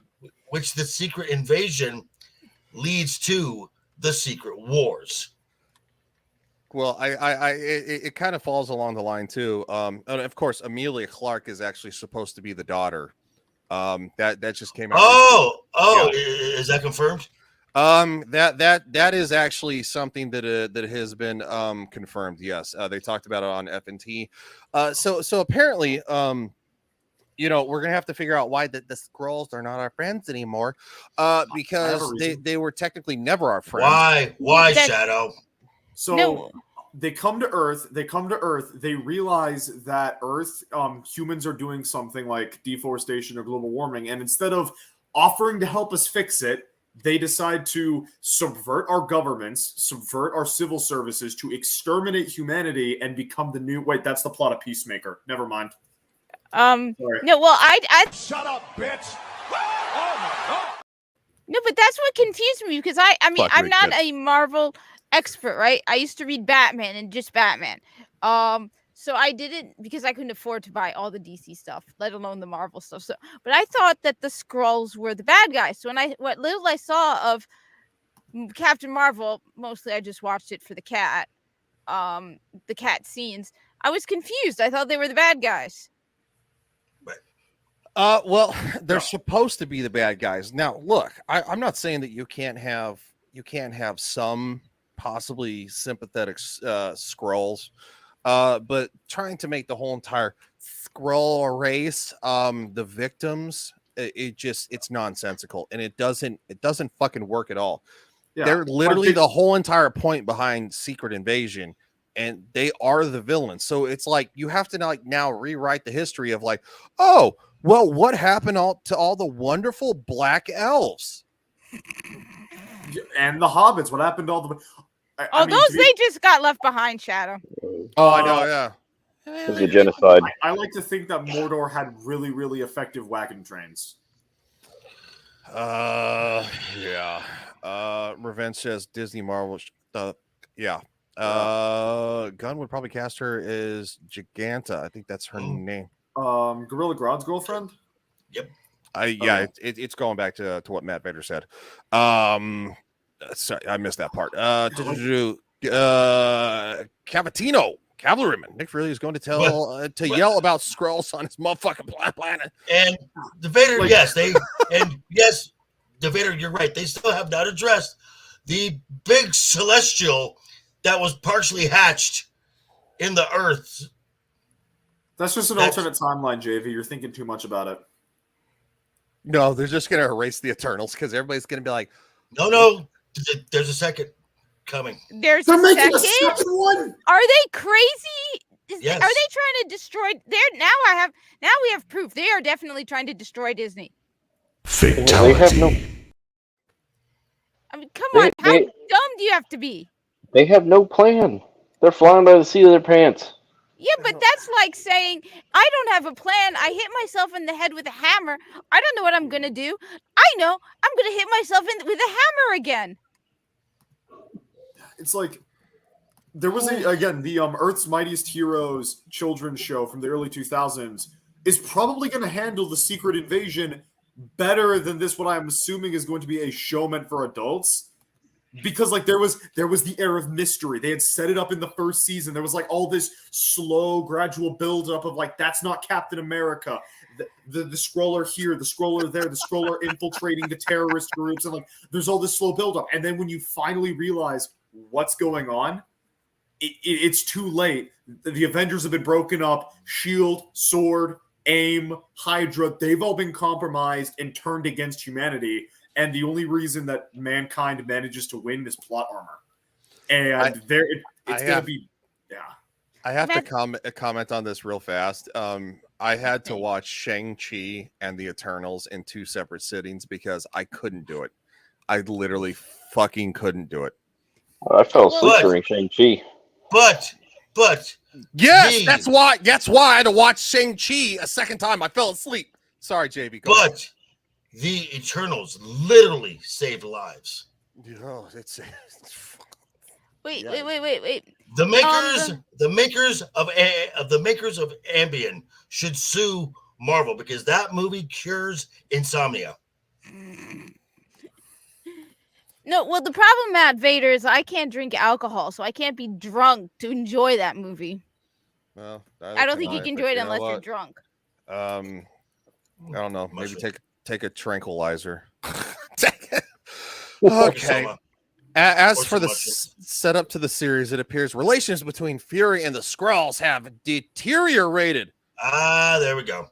Okay. They would have had to. What are you fucking retarded? Right. Duh. Since the two allied with each other, other than during the events of Captain Marvel, however, some of those relations seem to be intact in Spider-Man: Far From Home, as the Skrulls, Talos, and Soren pretend to be Fury, and Maria Hill lie Fury appears to be someplace in space. Yes, correct. Nevertheless, Jackson, explains he told the Skrulls they were trying to find them a place to live. He promised them they were. So I see what they're doing. They're it's the immigration allegory. It's the immigration allegory. You said you were gonna find us a place to live, and you didn't. You're a bad caller. Can we just give them Wakanda? Is that a thing we could do? Because Wakanda. Yeah, let's do that. Namor wants Wakanda. Yeah. Technically, that's right. We gotta let Wakanda he crossed the Hispanic guy crossed the river. Right. Well, the Hispanic guy who lives in the ocean gets into northern Kenya. Wait, oh my God, Hispanic? Don't you mean like Latinx? He's fucking Irish in the comics, apparently. Yeah. He's half Irish. He looks Irish. Okay. Because his last name in the comics is McKenzie. He's Irish adjacent. Yeah. We're almost done here. We're gonna get to the part we just talked about super recently. The Cold War stuff is the big one that jumps out, but there is plenty of strife between groups of people that this address, he says. Great. The strife. Hold on. The strife between the Skrulls will also be personal, as Emilia Clarke's character, a Skrull named Agia, is revealed to Talos's daughter. Jackson revealed. Remember when Ben was there with his wife and daughter? Yeah. He's the little Skrull girl grown up. She's his daughter. Yay. Gotcha. So lovely. God, I couldn't fucking love it more.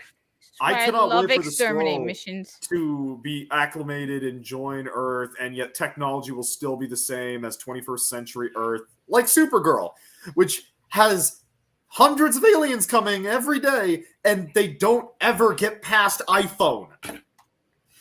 Fucking bullshit. Like, I'm aware that this is me nitpicking too much, but you have Stark Industries, Wakanda, alien technology everywhere. Hey. We don't talk bad about Wakanda, you racist. What do you mean? I can't believe you people. What do you mean, you people? He did say it, but I'm going to actually play this instead for Larry's sake. Saying you're a football player. It's in your blood. That's racist. Your soul. That's racist. Your eyes. That's gay. That's homophobic. That's black. That's racist.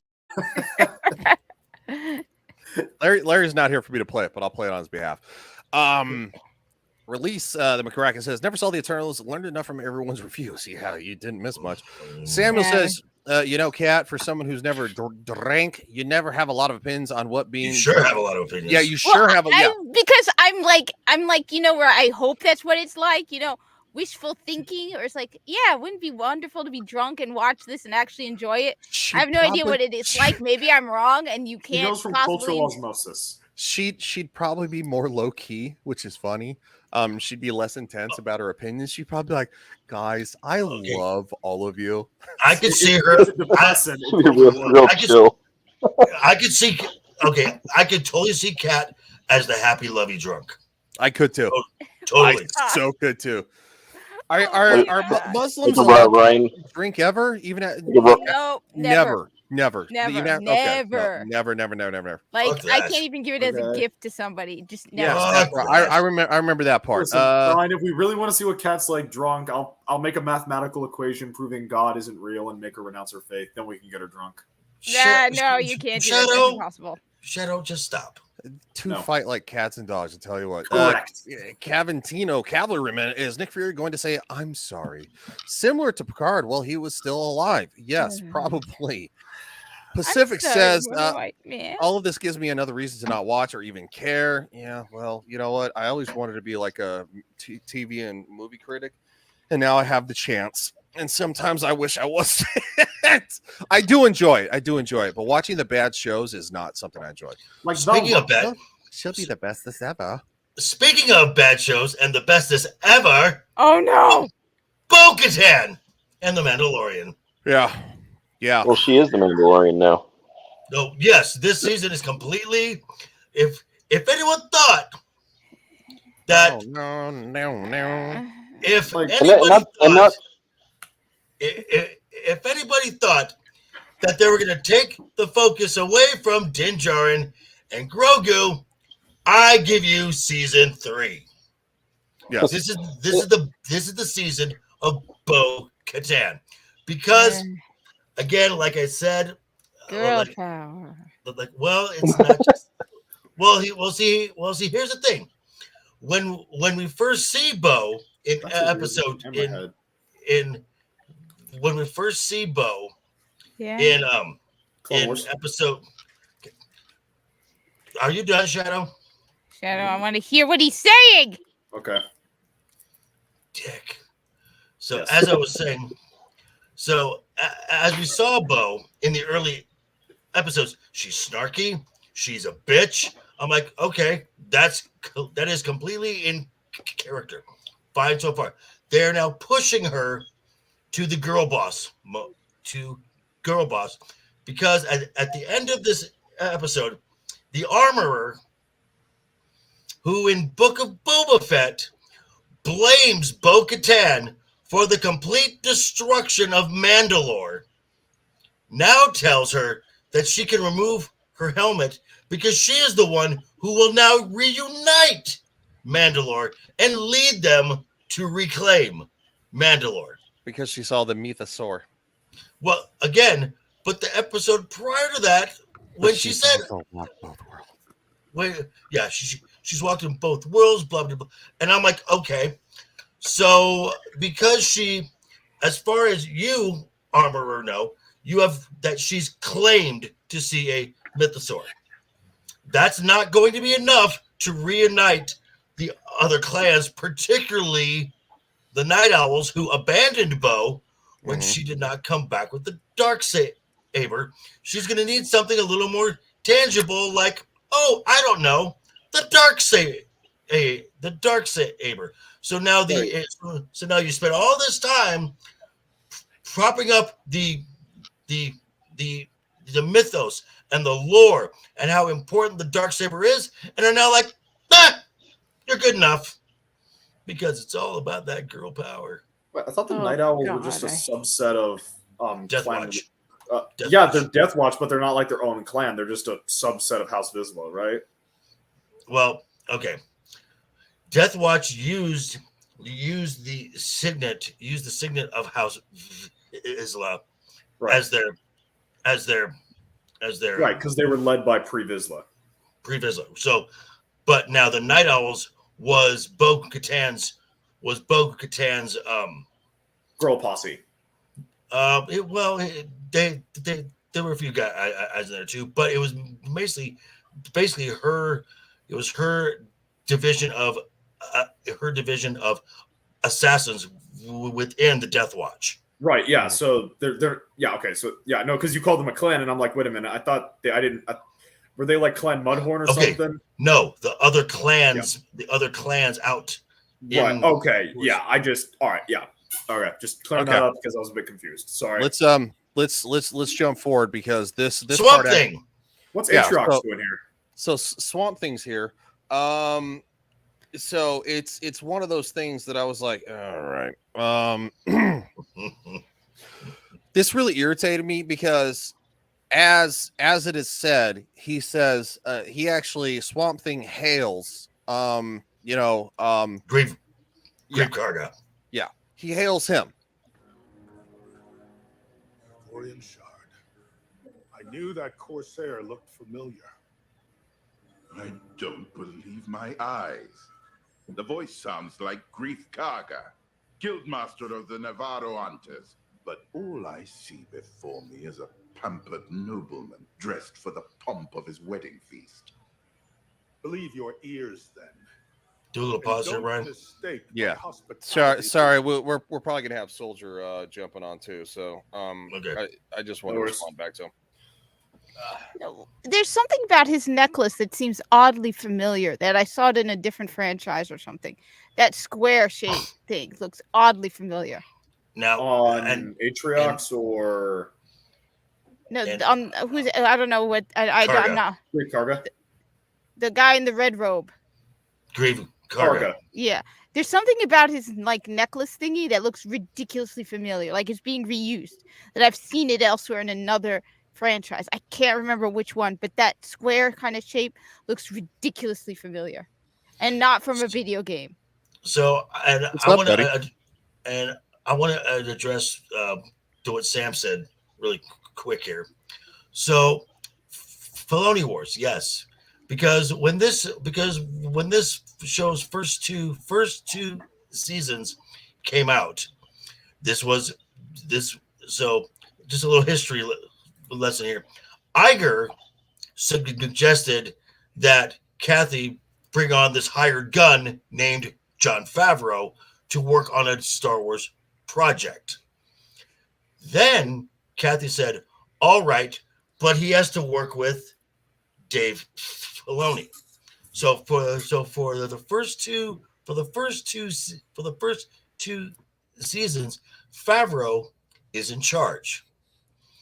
And they do all these and they do these wonderful things right before the season 2 finale, or it was either right before or right after. Dave Filoni gets a promotion to basically the number 3 man at Lucasfilm. I do remember that, yeah. So for this season here, yeah, John may be the showrunner. This may still be his project, but he has a boss now, and the boss is Dave Filoni. Yeah, he and they also talked about towards the end of season 2. And welcome to Soldier Spirit. What's up, buddy? Oh, hey there. Yeah, that's so damn funny. I was just looking at our little chat group, and I was looking for the link. And I'm like, I know it's obviously not here, but I'm like, oh yeah. And then I saw your comment. Oh, well, it's fucking totally changed now. Everybody, yeah, they changed that stupid crap. It looks totally different. You know, everybody knows to look for that one fucking little picture when everybody's looking for the link for StreamYard. But anyways, hi everybody. I haven't been on here before. I am happy to be here. Hello, everybody. I've been on with you plenty of times. Same with Horny Alf. I'm well aware, and I've been saying this entire time. You know, it's so damn funny that because of my involvement with Legion of Memers, I'm always busy on FNT doing all that shit. I'm always exhausted, so that's my excuse for not coming on here because I'm too fucking tired. But I do have to give some appreciation to my co-producer for Vets Talk and Mr. Ryan Legion Games. So I have to be here and say hello. I do want to be on here more often and give some appreciation and love to everybody out there. So hello, everybody at Legion Games. Hello, Hijabi Gamer and hello. It's good to meet you guys. Joker Voice. Hello. Shadow of Hawk. Hi, nice to meet you. Guys. Don't say hi. I don't know who this Horny Alf guy Call me is. Cat or the corpus marketing director. We'll just call you Cat. right. No. Welcome on, man. No, I appreciate it. You're being too nice. Trust me. Even as you're kind of like right hand man. I'm just a fucking high functioning retard, so it's not really that special. Anyone who's stupid enough to join the military is a high functioning retard. So yes. Wow. Shadow, what do you think? That's me. That's I'm me. not high functioning, so aside from that, spot on. That is the first true thing you have said in quite some time. He wants to be a Marine. At least Horny Alf was smart enough to join the Air Force, where you get paid money if your living conditions aren't high enough. You know what's funny is that we tell you all that just to piss you off, but it's not true. Y'all got nicer shit though. Don't fucking act like you don't. We do have nicer bases, but it's funny that when we were deployed, we told Joes that all the time, and they'd get all pissed off. Actually, a family friend who's a Marine was telling me a funny joke about the Air Force. How you got to respect them for one thing. They're the only armed forces that send their officers into the danger zone and leave their enlisted behind. So. Well, I will say that they do. They're the Marine Corps officers, especially the infantry officers. I understand that the Marine infantry officer training is some of the hardest training out there, and they are legit bad fucking ass compared to other fucking officers out there. There's no joke about that. But to try to claim that the enlisted stand behind bullshit. No, come on. No, it's different if you're in special warfare, which are your combat controllers and TAC-P and pararescue. Those are the guys that it's mostly enlisted. It's basically the Air Force special operations for the most part. So you're basically again, that's that why I should've- prefaced it was a joke. So you're saying I should don't know how join the Air accurate it is. Force? I give recommendations for anybody if you want to join a military branch that's actually going to give you a good quality of life. Air Force is the way to go. Well, I wanted to because I wanted to be H.M. Murdoch when I was a kid. It's not a bad choice. Not a bad choice. Go Space Force. I want to be Space Force. That's what I want. Right? I want to be a Space Marine. Yeah. I want to be a Space Force Ranger. Oh, I love that. Yeah. Well, it kind of combined in there. Who's seen The Mandalorian here other than, well, I mean, because we're going to go through it, so it's not like you really needed to. I'll say this much. When I turned the channel on before I hopped on, I saw this exact shot that you're looking at here. I thought you were looking at the trailer for the Power Rangers reunion. I thought that was the Black Ranger in a Red Ranger outfit for some damn reason. But it looks like Halo. I have not seen this season. I actually thought the other two seasons were all right, but I've heard so many bad things about this, and especially after Book of Boba Fett, I have no interest in watching this. Although I'm glad this is worse than Book of Boba Fett. Yeah, it's not the greatest. And it's stuff like this because trust me, we're gonna finish this stupid dialogue. So this is like the Pirate King, right? He's got a big old fucking he's got a big old ship outside. He's attacking the planet where Carl Weathers is in charge. He hailed him, right? This is the stupid shit you got to listen to. Cold blood. When he let down his guard on your planet, he shot first. Well, now I will shoot first. Are you sure that's a good idea? Navarro is now under the protection of the New Republic. My charts indicate that Navarro is an independent world. You are no longer under the protection of Moff Gideon. The Spinward Patrol passes through here regularly. So this is like the stuff that we're getting, and then this is where it gets really stupid. Can't even protect the mid-rim from the pirate nation. This isn't Sabak. You can't bluff your way out of this one, Gaga. Don't hail me again unless it's... Don't hail me again. You hailed me, dickhead. I was going to say, yeah. Pirate Nation is a legit name. I guess. Swamp Thing hailed him, but then said, "Don't hail me." Me again. Okay. That's not a fucking joke. I literally watch. Oh, Okay, it's so bad. I wanna try to like this because of course I like the character of Mandalorian. I like Baby Yoda. I know look, it's a bad take. I get it. It's not a good show. I really like. I have a lot of love for Katie Sackhoff. She's a good actress. She's always very kind to the fans. She's always very true to the lore. I think she does great as Bo-Katan, but it's not a good show. Yeah. And it's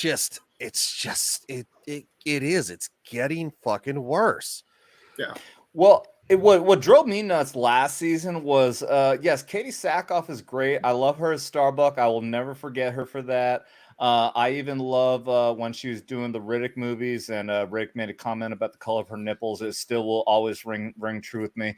But everything with her and the other Mandalorians were cringe as fuck last season. I mean, I know this will come off as being sexist or whatever, but I'm sure nobody here will actually really care. But her female companion, the other Mandalorian, was all this "I am fucking mighty female warrior might," and no, I just she was cringe as fuck, and it really drove me away from the entire fucking thing. And I can't imagine how that is. Sasha Banks. Sasha Banks. Was that the one? Yep. Sasha Banks. Casca Reeves. That was her name. Oh, every time I saw that, she tried to always like look just so fucking tough. She doesn't look tough at all. She looks like somebody's acting tough, and you never actually look tough when you're trying to act tough. She weighs like 120 pounds, soaking wet. If that, and all she was doing was playing Sasha Banks in a Mando costume. That's it. Agree. Yep. And trust me, I didn't really think she was that great as Sasha Banks in WWE. Oh, that's where I recognize her from. Okay, yeah. All right. Yeah, okay. that's where she's from. Okay. Anyway, they start bombing the planet. Not WWE fan. People are screaming, "Oh my god!" Can I just say this infuriates me because you're out on the rim, you're away from like civilization, you're on your own. You don't have any defenses in a hostile, lawless galaxy. No, they have no defense turrets, which makes zero sense. Right. It doesn't. Like, why would people congregate at a place where it's a fucking cattle pen? It makes no sense. And if it was aliens, okay, maybe they don't think like humans. Why would you congregate in a zone that could just be bombarded if you don't have the ability to defend yourself? It's stupid. This is what happens when your top law enforcement officer leaves. Well, like having one single person Yeah. for a town this big in Thank a galaxy you, Ryan. like this Thank- makes no thank you, sense. Ryan. No, sorry. No, I just I had forgot they even said that because it was so forgettable. Yes, Cara Dune was their marshal. Mm-hmm. Where did she go? Well, she got recruited by the New Republic for super secret squirrel ship. Right. Wait, they actually put that storyline in as an excuse why she's not there. Yes. In episode 1, blatant disrespect. Wow. That's so fucking terrible. Wow. Yeah, I swear to Christ, they really did. They said that's why Cara Dune is not there. She's on a super secret mission. Yeah. Sorry. Keep talking. I'm updating the description. It actually makes it worse because she was the one transporting Moff Gideon to the New Republic. And spoiler alert, at the end of this episode, when Captain Teva finds the transport that was taking Moff Gideon, it's been destroyed, and the crew has been killed. They killed her off screen. Yep. Well, I'm Fucking assuming bullshit. she's going to be captured and then killed because she's not a part of the wreckage, which we will see. We will go into detail about. It's so terrible. Like, fuck, I forgot about that. Okay, so let's move forward. Okay, so anyway, the pirate, blah blah blah. Okay, so now we have an outer fucking rim base. Okay, now rinky dick looking shit. But this actually looks cool. This actually looks like This actually looks like something you would see in the Pacific Islands during the World War II kind of stuff. This actually looks cool. The problem is the exact same thing. The problem is the staffing of this place. All these pilots are old and fat. Yeah. That's so like look, I saw the aesthetic and I was like, okay, and I immediately got like Pacific Rim, World War II Right. stuff like that. And of course it's like But then you go to here, everyone is just old and fat, and then we get a Gareth Zebarelios. yes, because you like Zeb, and that is definitely Steve Bloom's voice, and it said Zeb in the credits, Steve Bloom. So that is confirmed that is Zeb. Yep. Really? Which this a Lasat was the original design for Wookiees. You ever seen the rare hairless Wookiee before? Yeah. Huh. This is supposed to be what this is supposed to be what the Wookiees were originally designed to look like. Also, wait, I just realized, why do we the weapons that were being smuggled, the ones that were used on the Lasat, why do we never see those again? You would think the Empire would want to, strap a couple of those on some TIE fighters and use them to those seemed pretty effective if they were used to exterminate a species. Mostly, don't ask questions. You're right. Hey, just watch, consume next product. You're right. Yeah, Sorry, I forgot. Yeah, don't ask. No, I'm not doing that. Fuck that. You're trying to make too much sense out of something that makes no fucking sense. Well, and in this little scene here, you will get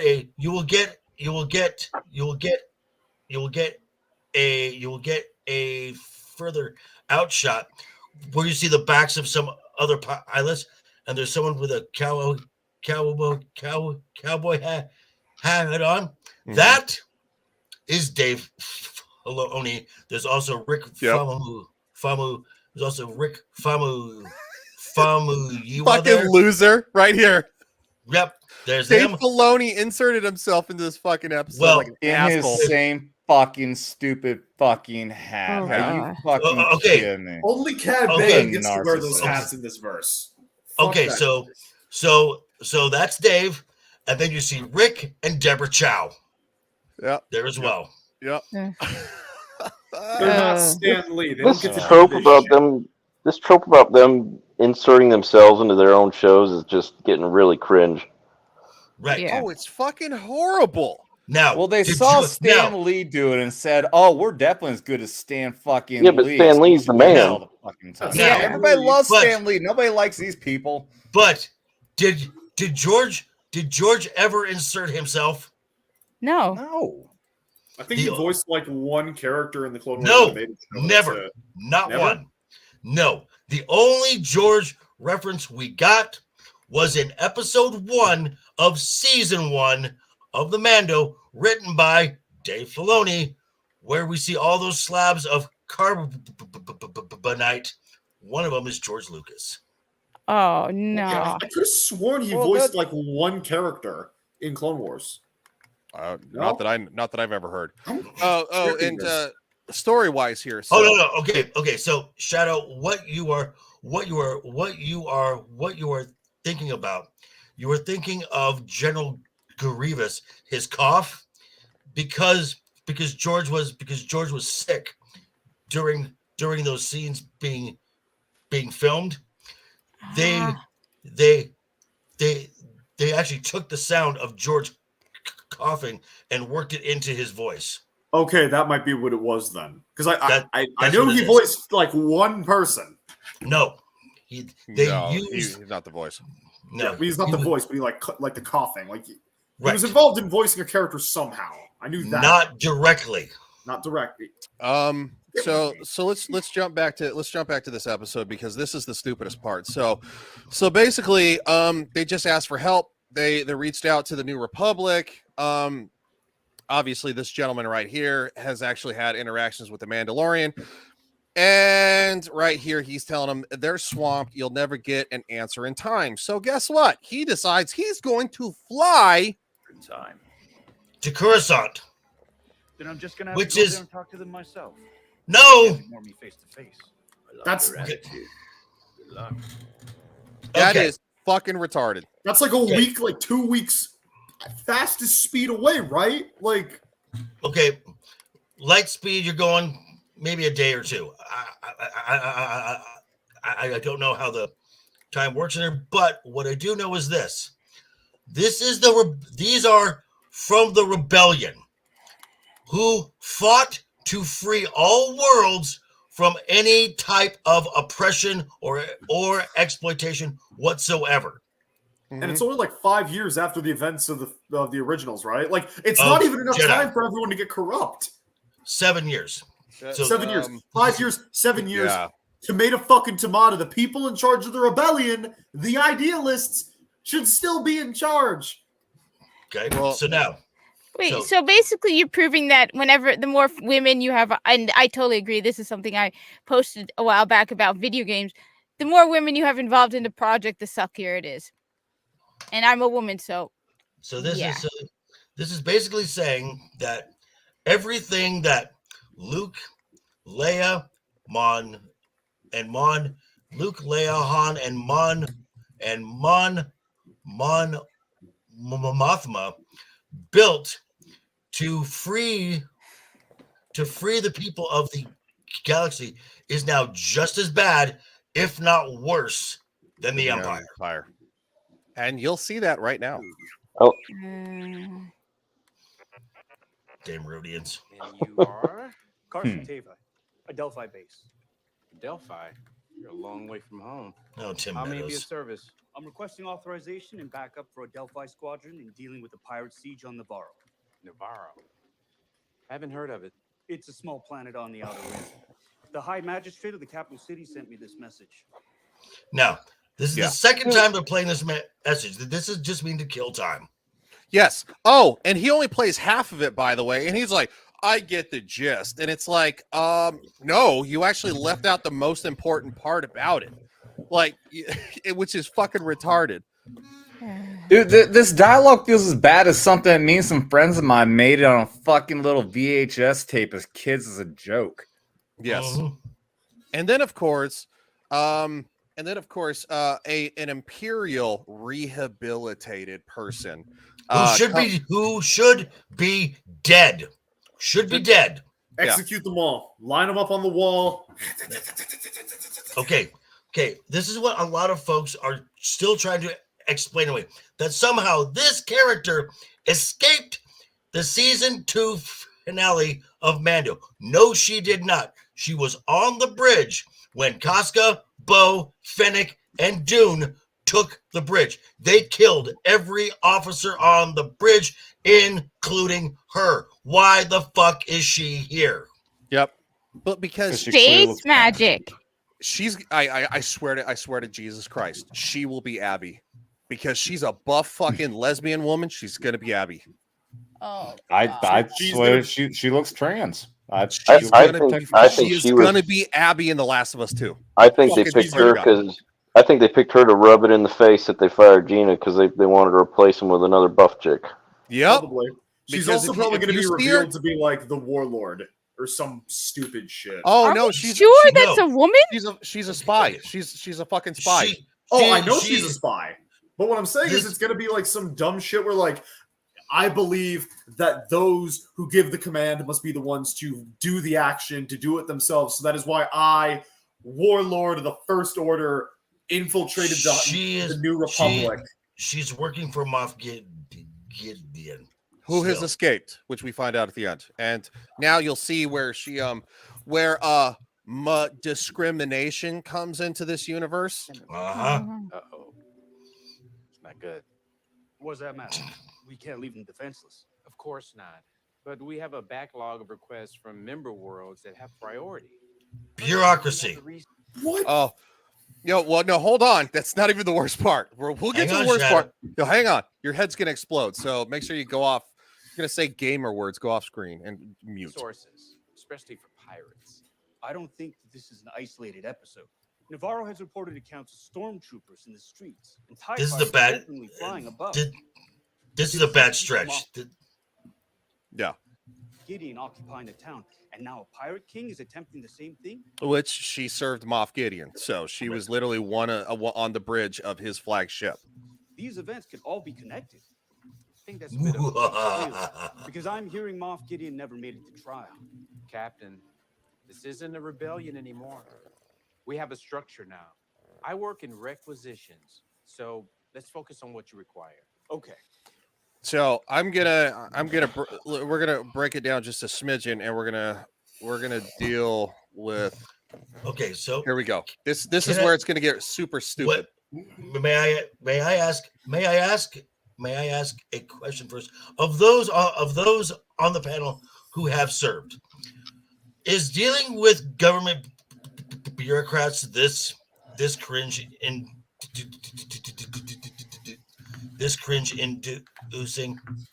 That shit, you would never hear that kind of conversation at that level.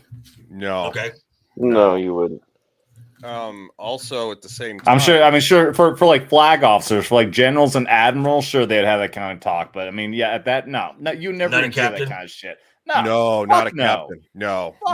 You'd have to be at least, I would say, minimum lieutenant colonel or a full bird colonel. Okay. I think I'd still say flag officers, but I mean, yeah, you could still see some bureaucracy, but I mean, yeah, no, the generals and admirals would still be more the ones who deal with that kind of shit. And also, the captain of a squadron is not going to fucking fly clear across the fucking galaxy to be like, "Oh, I'm putting in a requisition, guys." It's like you have a charter, right? You have your marching orders. If this is in your sector, you're to do this. That's your marching orders. If Navarro happens to be in their patrol sector, which they do allude to, if it's in the patrol sector, then obviously it should be something that should be addressed. If it's not, even if it's not a world, it's not a New Republic world. If it's in your patrol sector and there are pirates, you still deal with the threat because they've crossed your territory. They're a fighter unit. They would have an area of operations. That's their responsibility. So if Navarro, even if the Navarro is not a world that they're said to protect, if they're in their, their fighter operations sector, you are to engage. Yeah, you don't want a pirate setting up within New Republic territory. But what pisses me off considerably is, and yes, I'm referencing a bad book, but Lost Stars, there's a segment where one of the main characters encounters the rebellion for the first time proper, and he describes how a squadron of X-Wings on the run from the Empire with limited resources and supplies and manpower take time out of their way to go to a world suffering from a brutal hurricane, that's like a continental spanning hurricane, to provide aid, to bring food, to bring medical supplies, whatever little they can. The rebellion, I have a lot of issues with the rebellion in totality, but they were, at the end of the day, trying their best to make the galaxy a better place. You would think some of those ideals, some of that ideology would spread into the New Republic. But no, all we're seeing the New Republic do is be the Empire, but not as genocide-y. Well, that was the difference. Just as selfish, just as bureaucratic. There was the difference between the rebels and the Empire. The Empire were the bureaucrats. The rebels were the people that could work around and cut out the red tape to get stuff done. Right, to fight the big bureaucratic empire. Well, so basically, and that's my big problem with this is now you have taken what Luke, Leia, and Han fought to tear down, only to build back up in a fucking bureaucratic manner. And trust me, you'll see how stupid this gets. This is the part I was talking about that's really stupid. So, Kat, hold on real quick because I was just gonna say, aren't Luke and Leia alive? Yes. Okay. They're still alive. Yes. So at this time, just so you know, Leia is the Chancellor of the New Republic. Mm-hmm. And she's letting this bullshit happen. It's worse. Like, I understand. Wait, I want to see what end of the galaxy doing Shadow. Sorry. Hold on. Sorry. Ryan Show. And why becoming a Republic signatory is valuable. By letting them suffer. Sounds like a rather imperial way of thinking. Captain, you're out of line. It's fine. I'm used to that kind of talk. What? But from experience, it often takes a new perspective before one is able to see the light. You and your sword didn't see the light. You were captured. No. I was liberated. In any event, thank you, Captain, for bringing this to our attention. We'll see if we can allocate some additional assets. Apologies, we can't do more. I like how Gary from Nerdrotic, he equated the New Republic to being the DMV. Yes. Yeah, that's exactly it. Yes. I am woman, hear me roar. Oh Right? God. Okay, so now we go from this to this. So this is the entire population of Navarro. aka whoever could fit into the volume that day. It's really kind of gay. Super gay. What? I think there's like what 30 people? 30, maybe 30. That's all they have on the entire planet?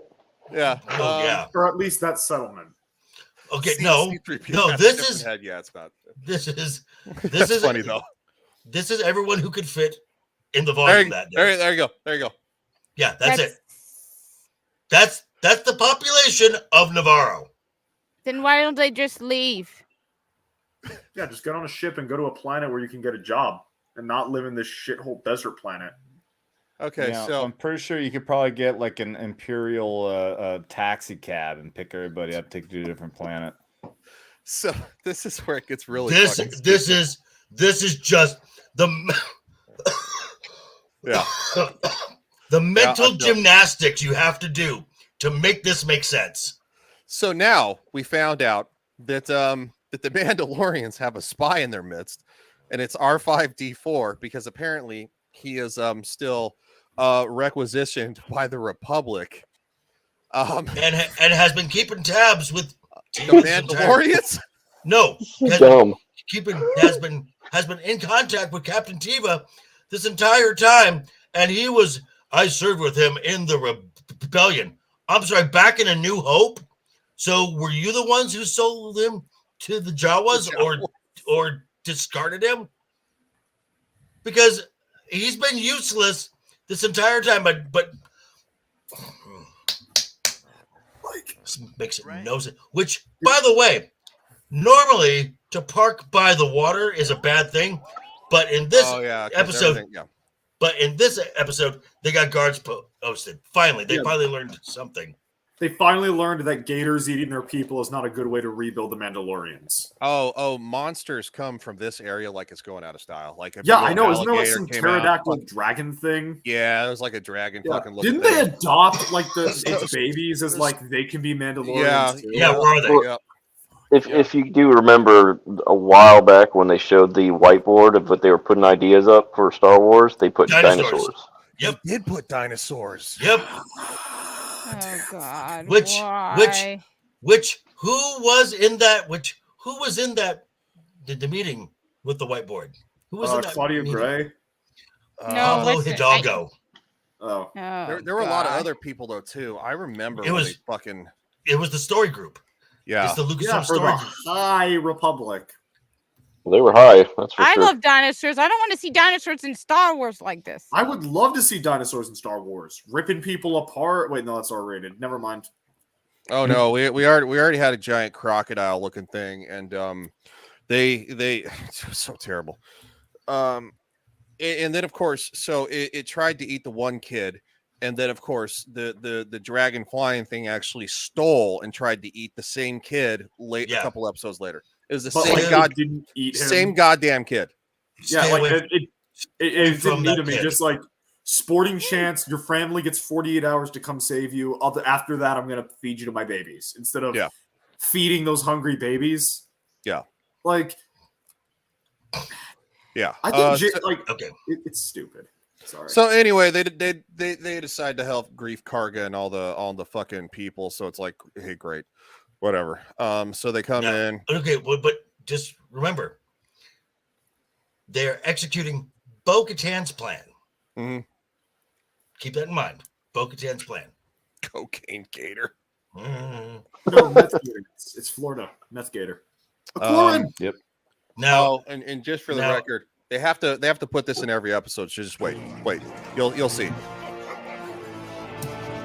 the Kowakian. No. This you have to put this. The little whistle thing. Yeah. Whenever the Mandalorian shows up, it's the theme. It is the theme song, but at the same time, it's like they do it so much like every episode that it's like it's almost overused. Why is Atriox still celebrating freaking St. Patrick's Day? Yeah. Okay, now hold on. Pause right there. Okay. Give me the pirate references here cannot be any more on the nose. Yes, that is a galactic spacecraft, a Corsair with a wheel to steer. Giant fucking wheel. Yeah. So you can only turn left and right. Basically, yes. Does he have a parrot? Well, and then the guy in charge of the comms is basically Smee, dressed up as an alien. And these pirates are so on there's something out there drunk and taking it's just so... Well, isn't Swamp Thing there almost like a perfect representation of that one from Pirates of the Caribbean? Also, Davy Jones. Oh my God! Yeah, well, that's Samuel. I thought it was Halo. He's a green Davy Jones. Yeah, exactly. He's not Samiel the Infamous. No, Samuel. Samuel is too busy at work working for the government. No, he's not. They're saying that the Atriox looking motherfucker is Samuel. It's Swamp Thing. Shut up, Shadow. Stop trying to make your words a thing. They will never. Fatality. Look, first thing when I saw that, I thought from Halo. It's okay. I can just mute him. The kid's young. He's full of piss and vinegar. He wants to go in the military. He's 19. And I can unmute myself.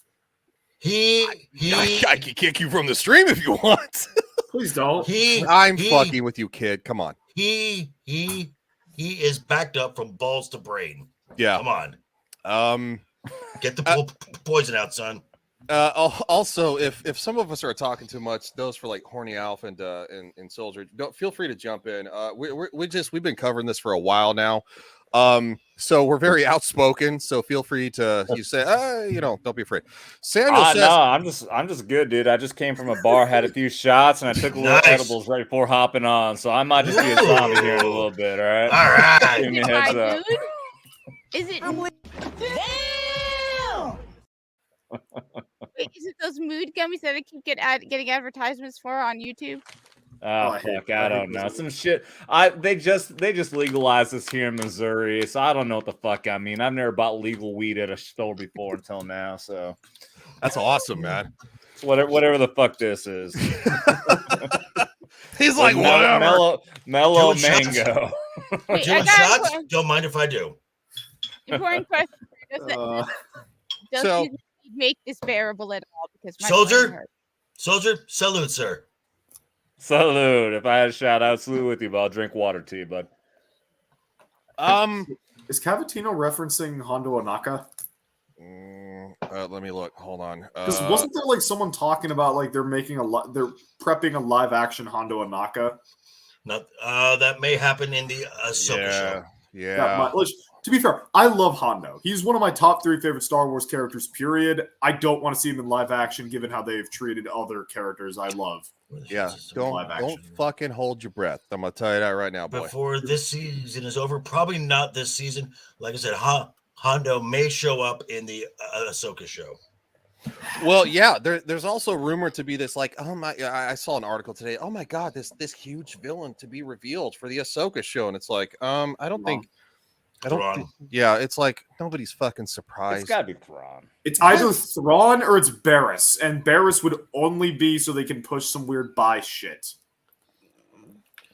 Well, that would, you know what? Sadly, that would probably make more sense. Now the only other Filoni character that I could see showing up in this season is Sabine.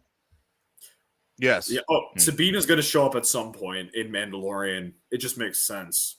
Agreed. Well, I'm going to put money down that her fucking helmet will be even more tie-dyed in the fucking live action. Oh yeah. In the show. Oh yeah. Absolutely. And Reva's going to show up at some point as well. I'm still betting money on that. Oh. I would not be surprised because Reva's still alive. Yeah, I know. She's gonna show up in this, or she's gonna show up in the Ashoka show as like some trying to regain the light, and it's gonna focus around her somehow, and it's gonna be bullshit. You both shut your blasphemous mouths. I know. How is assuming that they're gonna bring that character back blasphemy? Saying you're a football player. It's in your blood. That's racist. Your soul. That's racist. Your eyes. That's gay. That's homophobic. That's black. That's racist. Like, Reva is the second coming of Jesus Christ. You shall not speak ill of Reva the Great. And Yeah, she's a Almighty woman and- and black. She's probably honestly- lesbian. Honestly, The only reason that her I could- lightsaber wouldn't sell is because everyone is racist. That's why. I know, right? look, I me would- being a racist I would- doesn't factor in. Whoa, Yes, it does. oh, Still wouldn't surprise me if they bring her back. Go ahead, JV. You got to discipline the kid better, buddy. It's all right. Take his Nintendo away. Seriously, though, Soldier doesn't actually improve eating an edible watching this because my brain is broken. The only thing that's helping me is playing Warframe and killing as much stuff as possible. I'll say this: back when I used to drink way too much, it did help watching like Captain Marvel and The Last Jedi. Okay. It's good to know. It did make it more bearable, not by much, but anyway. So let's get back to this. So anyway, he attacks the ship. Blue blows up. Great. They're like, it's the Mandalorian. Go get him. Obviously, it's a decoy. And then of course they come falling. Bo-Katan comes flying in because it's her plan, and she's the bestest ever. Look, and I do like the character, and I like Katie Sackhoff. I really do. Like, Yeah, I like the character from the show, and I like Katie Sackhoff, but the way they're portraying her in this season, they're going full girl boss. Yes, Yeah. yes, they are. I personally don't think it's the writing. I don't think it's specifically Bo-Katan's writing. It's the writing of everything else in the verse. It's Mando Dave Filoni. being It's Dave weak and Filoni. pathetic. it's all the Dave Filoni. Mandalorians. This Yeah, is it's Dave Dave Filoni. Filoni. Yeah. Like you can like there's nothing wrong with her being a hard ass boss girl, kicking ass, taking names, and being an insufferable bitch because she has always been those things from her debut in Clone Wars to now. But everyone else is being weak or submissive to make her to elevate her, and you don't need to do that. Well, You they put her in a room- actually haven't made her a bitch. They've actually softened her a little bit. That and the part where she's still a girl boss, but go ahead. the Al. part where she adopted wearing the helmet all the time, she wouldn't have done that. That was out of character for her. Yeah, that was out Now- of character. For Now, this scene here, it was cool to see Mando's doing Mando stuff. I agree. Until I hear the word, we're boxed in. You have jetpacks. You're never boxed in. Yeah.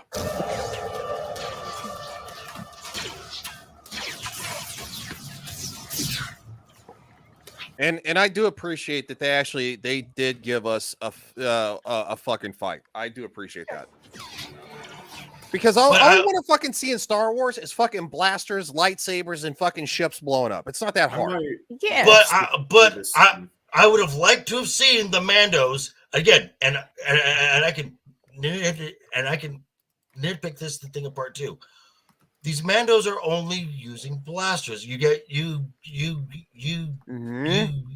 get one who uses the tether once.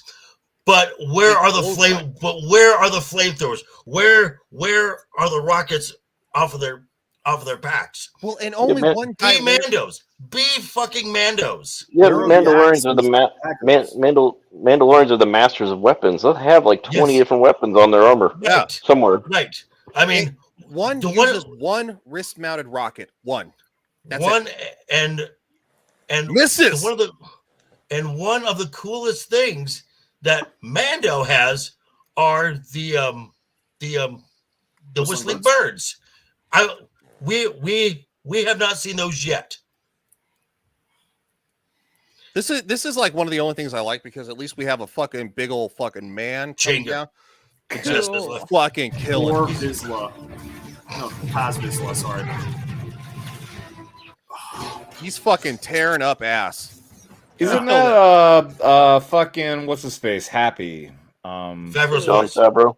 It's Yep, Favreau's Favreau. voice. Yes. Yep. It's Favreau's voice. Yeah. Okay, so engage the gauntlet. Yeah, I know. Engage the gauntlet. I mean, they do have Din Djarin just fucking ripping these assholes apart, which I do like. Because the N1 is a more agile, smaller fighter than what the pirates have, which I think is cool. And that particular one's been souped up. It's not like something you're pulling off a Naboo security team. It has been decked out. Still not a bounty hunter ship. It's still Right. no, agreed. Thank you, Alf. Still not a bounty hunter ship. It is a little bit of jangling keys. I'm sorry. No cargo hold. One is the Mandarachi. Mandarachi? Mandarachi? Is that the Rachni? Mandarachi. I'm not sure what you're trying to. I'd have to Google that. Hold on. Oh, the Mandarachi, I think the mariachi. Oh, okay. Wow, joke went over my head. Hold on. I'll give you a rim shot because I'm stupid. I'm a fucking retard, so don't mind me. High functioning retard. High functioning fucking retard. That's right. We're down another engine. Another engine down, and shields are failing. Oh, you want a girl boss, right? There's the axe. The armorer. She comes in and takes out like fucking 5 guys. Yeah. She can handle 5 guys without breaking a sweat. You tell me what kind of achievement that is. Girl boss achievement. Dude, she has a fucking massive. She's got plot armor. Okay, but this is something that is not uncommon because this was also established that she's very skilled in hand-to-hand combat back in season 1. So True. this is nothing that is this is nothing that is just out of the blue. And she's also the leader of a clan of Mandalorians. The Mandalorians are all going to be better than some pirates. And if she's the leader of them, she has to have a level of martiality that makes her better than the rest. So, of course, she'd be able to handle a bunch of pirates. This makes no sense either because as earlier in the episode, when it said that the Mandos have no ships to travel anywhere, why would you destroy a perfectly good ship that you could use to transport yourself around? Because it's not honorable to use vessels used for piracy. Bullshit. I'm going with plot. Bullshit. Plot. I like plot. It is plot. Because the script needs the plot to happen. Everything is. They start filing on the people. Wait a minute. Wait. Wait. That is for what? That group of like 30 people? That city seems a little big. That's what we were talking about. Yes. We were talking about that earlier. No, as I said, the whole world seems a little too big. Two extras they had that day. As I said, that's all the people they could fit in the volume. Because they don't want to go to a actual location because that's expensive. Hey, Adam. No, how you feeling right Yes, now? sir. More expensive. How you feeling? What's up? How you feeling? I'm a little stoned right now. You're getting the lean. I've actually been spending what feels like the last 5 minutes wondering when they're going to change Mandalorians to Well, Women-Mandalorians. Mandalorians. Oh no! Please no. That's a gem. And a woman. That's a gem. I'll give it to him. If you're good, man, you can stay. But if you got to go, I mean, I understand. I'm not sure. Dude, I'm just fucking chilling zoning in on the screen. Chilling, right bro. I'm good. I need a clip of that now. Bro, I'm just chilling, bro. I'm good. All right, so So they start firing on the people, and of course they have to take out the big old dreadnought or whatever the fuck it's called. Corsair. Corsair, thank you. Gotta take him down. It's not townspeople; those are city people.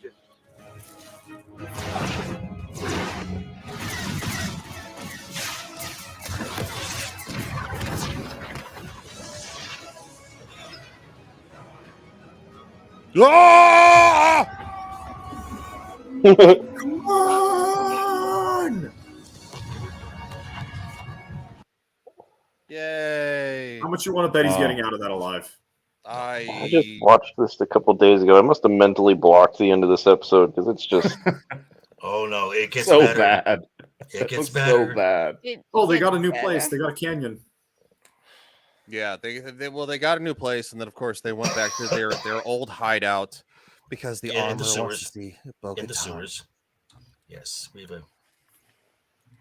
Take Also, off your like- helmet, and I'm like, okay, so, well, when I heard take off your helmet, I'm like, okay, so it's obvious that Katie likes being on set more than Pedro does.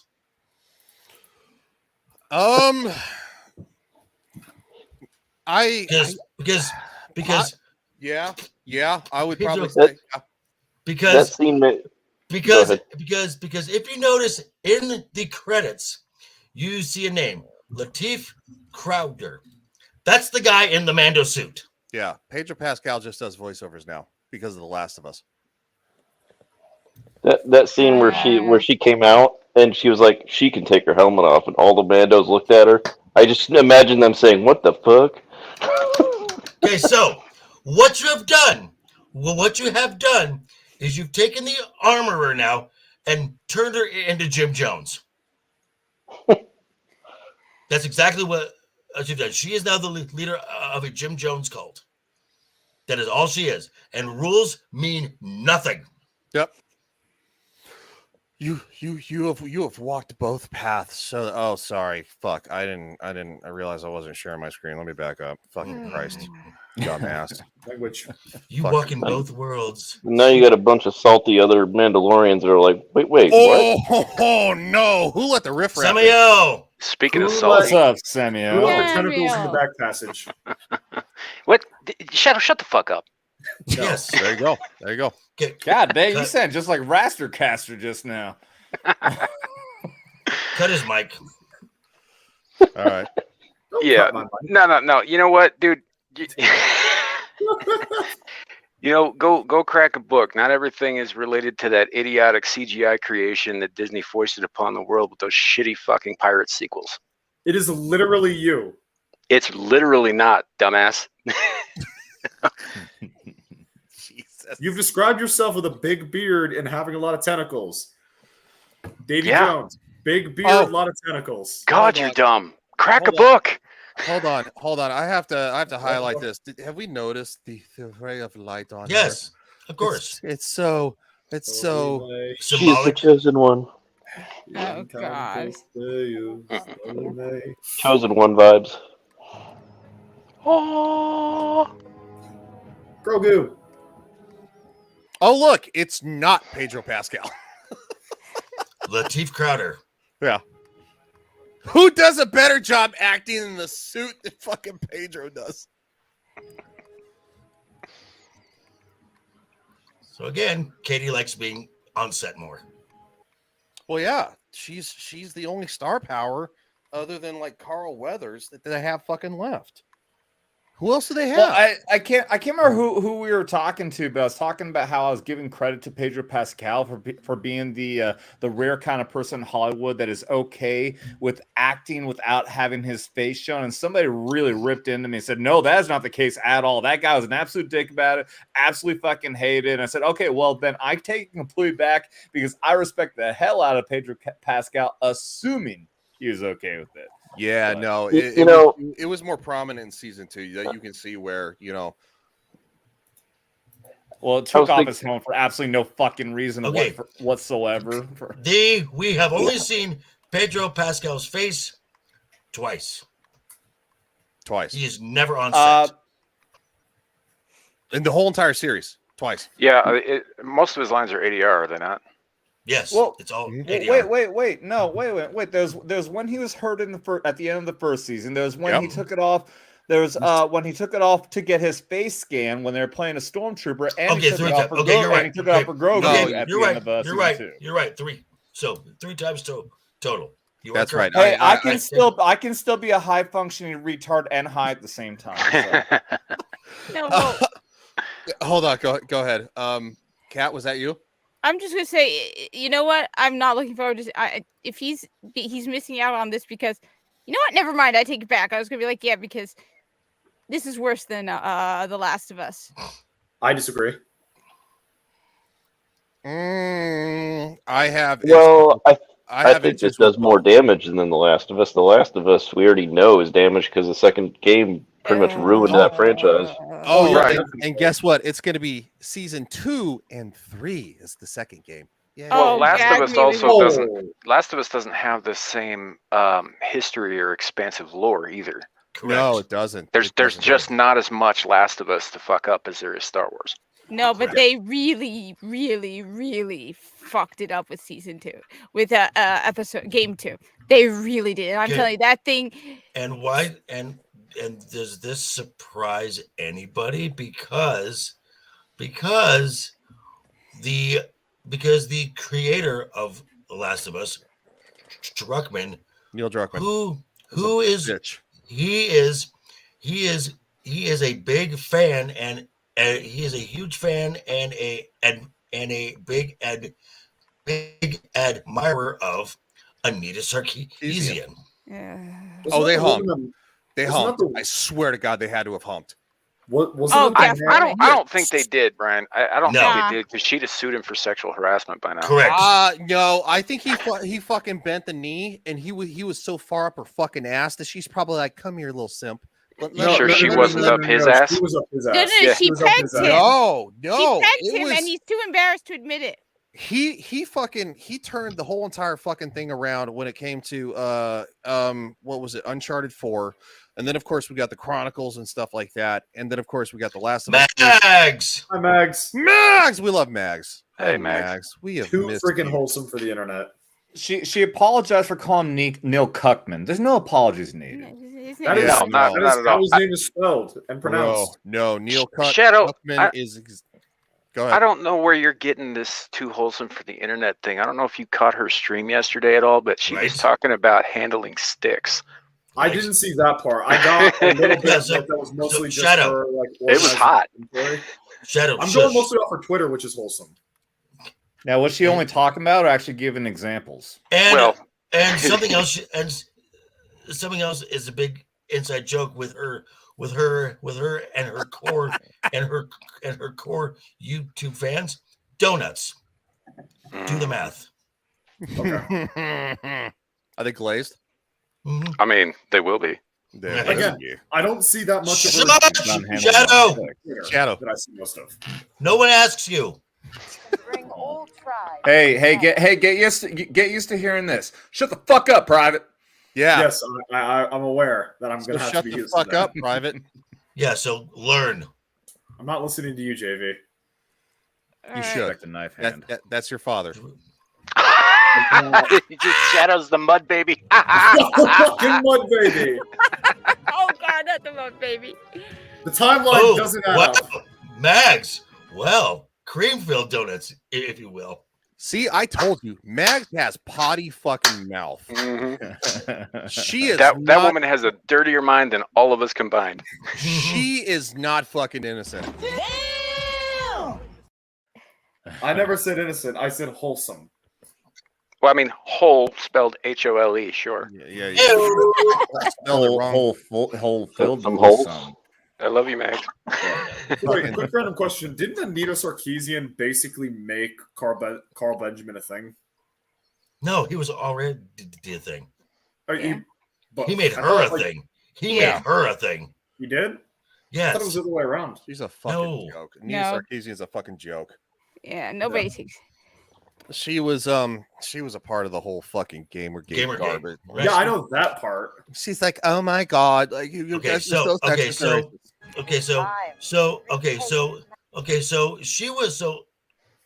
she was the relatively unknown, just a little noise to make her here or there. It was Sargon of Akkad, which was his first real, which was Carl's first really big channel that exposed her. So Carl basically made her. Yeah. Yeah, see, what I heard was he started doing stuff as a reaction to her, is what I've heard. Well, because she started grifting off of everything that happened in Gamergate, you know, about how women aren't welcome and all that bullshit. And it's like, Okay, whatever. Sam, So what I'm getting out of you here, JV, is that Carl Benjamin is responsible for Abby. Kind of made. Well, no, because Oh my God! because that's Cuckman, so that's Cuckman. Yeah, that Anita. because the thing is though is that the Neil Cuckman had nothing to fucking do with the Last of Us Part 1. He was not the lead writer. It was actually a woman. I can't remember her name off the top of my head. I know. However, she left. Neil Cuckman took over as, you know, head of The Last of Us Part 2, and then roped into Joe's such a toxic man, and like, oh my God, like we gotta fucking, and that's what it was. Okay. Sorry for interrupting. Let's get back to Womixon and her sidekick Mendo. No, you're good, man. That's actually a solid segue, because trust me, Anita Sarkeesian is part of the problem with all the shit that we see nowadays. It's time to retake Mandalore. Weren't there like no guards at Mandalore? Like you could literally just walk in and just. Well, she has to kill the mythosaur so she can actually be the one to unite the tribes. That's the whole entire thing. Right. No, I get that part, but like retaking it, like you don't need to retake it. You just need to land and build a fucking log cabin. No, you have to kill the mythosaur to unite the clans. That's how the first Mandalore united the clans, is by killing the mythosaur. No, I understand, but I mean like geographically going, but what's keeping people from going back to the planet? The myth that it's cursed, which is correct. Okay, is that something they introduced in season 3? Because I thought it was like, because Bo was like in season 2. Yeah, ships to like break the Imperial blockade. Hold on. They also thought the planet was poisoned. They also thought the planet was poisoned, and they showed that in Boba Fett. Yeah, I gotta get going. Ryan, thanks for having me on. No problem, buddy. You catch me tomorrow at 3 p.m. on the Legion of Memers stream. We got Epic Mike as our guest. And then tomorrow night on Soldiers talking stream. So It's document. Thank you for trying. Very nice. See you, Alf. Appreciate you, buddy. All right, later, guys. Go eat some pussy, Alf. See you, man. Okay, so the myth that Mandalore is poison. So that was first introduced in season 2, episode 3, when they're having that drink afterward, and Mando says that Mandalore, that planet is cursed. Anyone who goes there dies. And Bo says, "Don't believe everything you hear." And then it was re-emphasized in episode 8 when Boba and Din and Bo are talking about Mandalore, and Bo who says, "Mandalore, the Empire turned that planet into glass."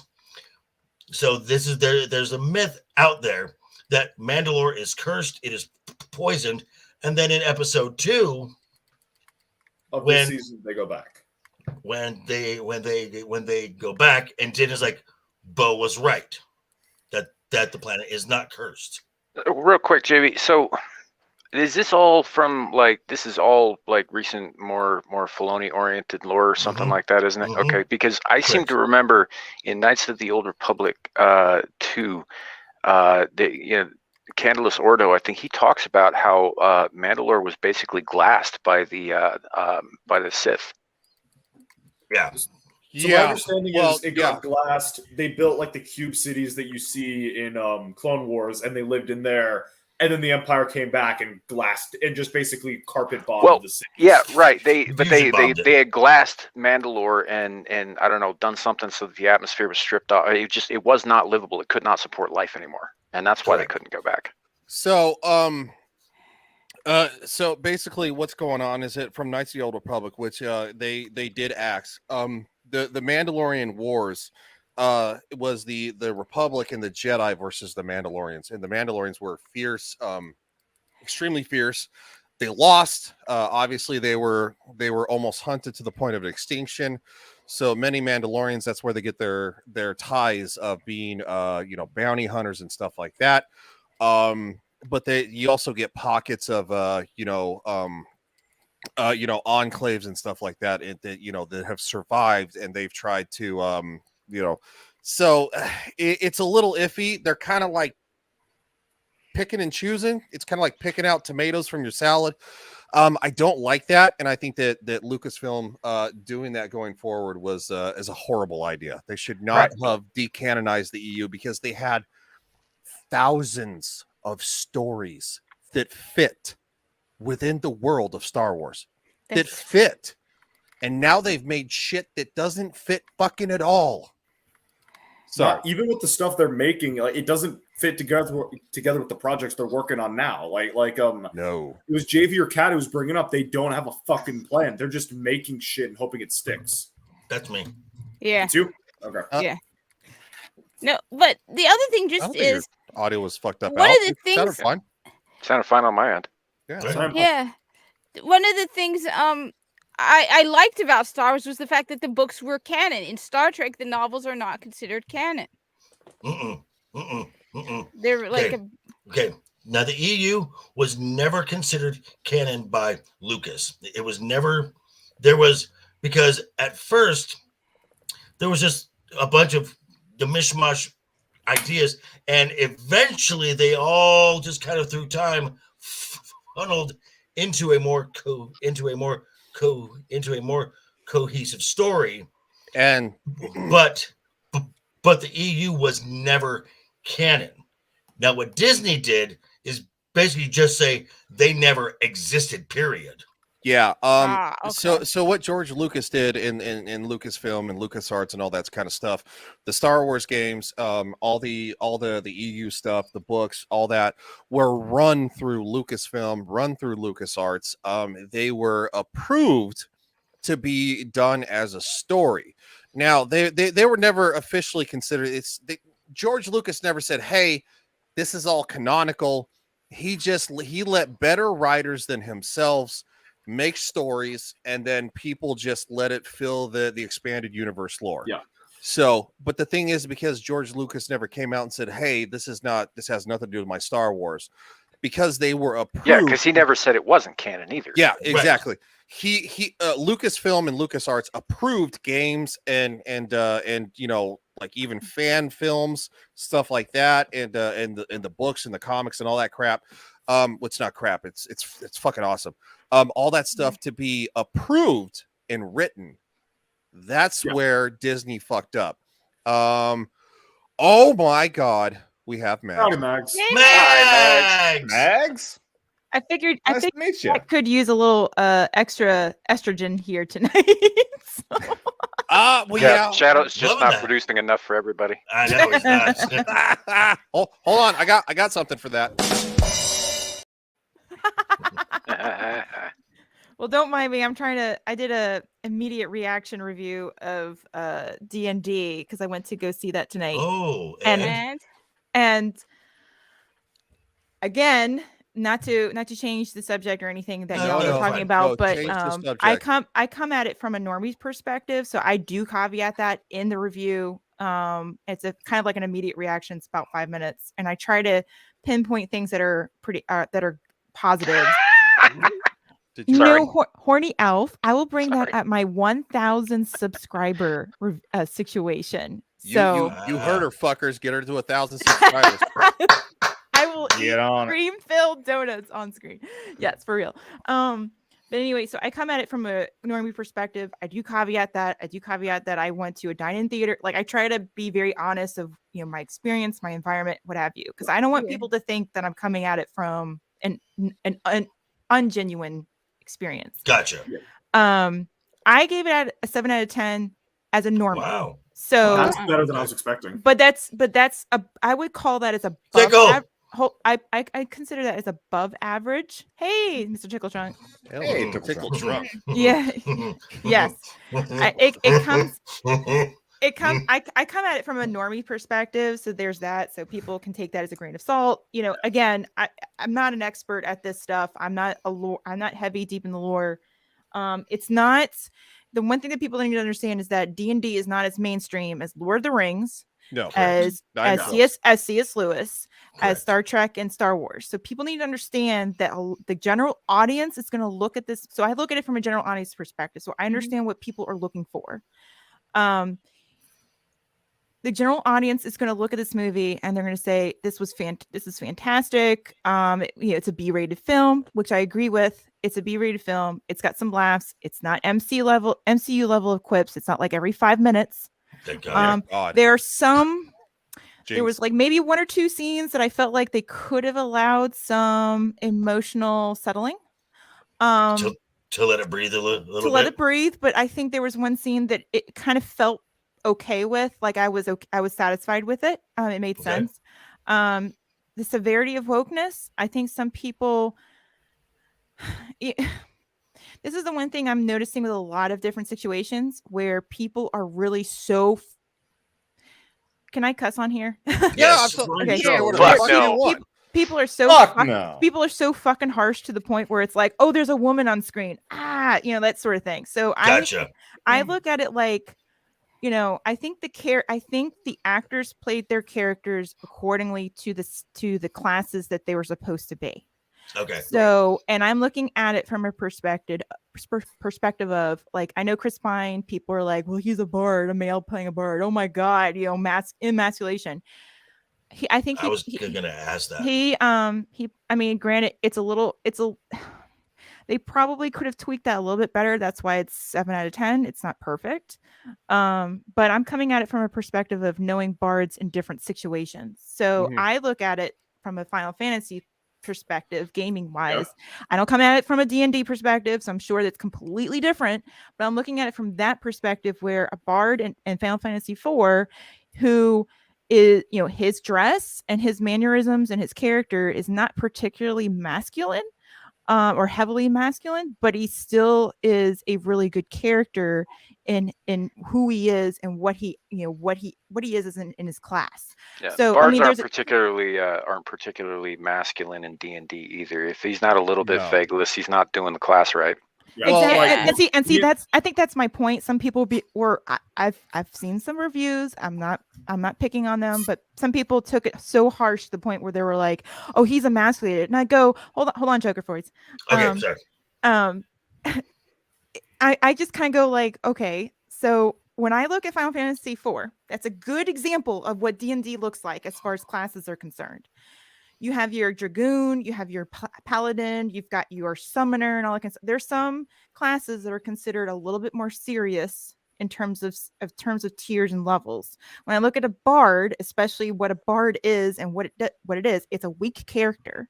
So I mean, not necessarily as in the person and who they are as personality. I mean, I think Edward is the bard in Final Fantasy IV. He's a good character, but he's a weak character. You don't want him on your team. So it's kind of one of those things. And he's a little, I wouldn't say he's a little effeminate, but he's a little bit more emotional. So it kind of made sense to me, the character that Chris Pine played to that character. So some people kind of criticized that. I didn't see it that way. So I kind of look at it from outside experiences and perspectives with that. Otherwise, I gave it 7 out of 10. It's good for families. There's some language. When I say some, I say quote some, because it's not gratuitous. It kind of made a little sense in the characters who were using it, as well as in the timing. There weren't any sex scenes. There wasn't any talk about female versus male, all that kind of stuff. I mean, I think overall, I think it's a decent film. It's a B film, and therefore people are going to probably buy this, by the way, and have it home, because let me tell you, there isn't a good film out there, and there's not a huge plethora of films or stock or inventory, as people, accountants like me like to say, inventory of family films out there. Do you think Disney holds that right now? No, they don't. No. There isn't a plethora, and it's not a whole lot out there in theaters. So let me tell you, Mario next week. Exactly. And see, that's the thing. People need to understand this concept that, why did this movie surprise or whatever? I'm like, because people are looking for something else that's going to offer some, and something in its place, and Disney is failing in that. So people are going to go to this film. Now, granted, I'm not going to say should people take their kids to Dungeons and Dragons. Depends on your age and depends on the parents. There wasn't gratuitous language. I don't think they said the word fuck. But again, it's up to the parents. There were a few kids, a little older kids, I would say, probably preteens, early teens, kind of ages. Yeah, kind of thing. That seems sounds like this is G-rated compared to what kids see most every freaking day. Well, now. I mean, there's shit, there's damn, there's bullshit, there's fuck. I don't think there's G-rated maybe one fuck, today. but yeah, exactly. So I'm thinking, but the thing is, they don't do it every 5 seconds. That Hollywood doesn't understand timing with language. To understand, because language provides emphasis on something and provides emphasis of the impact of the moment.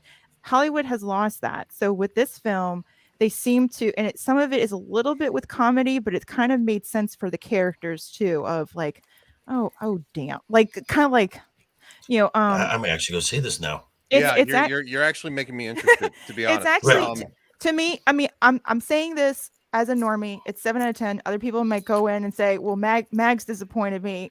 I didn't.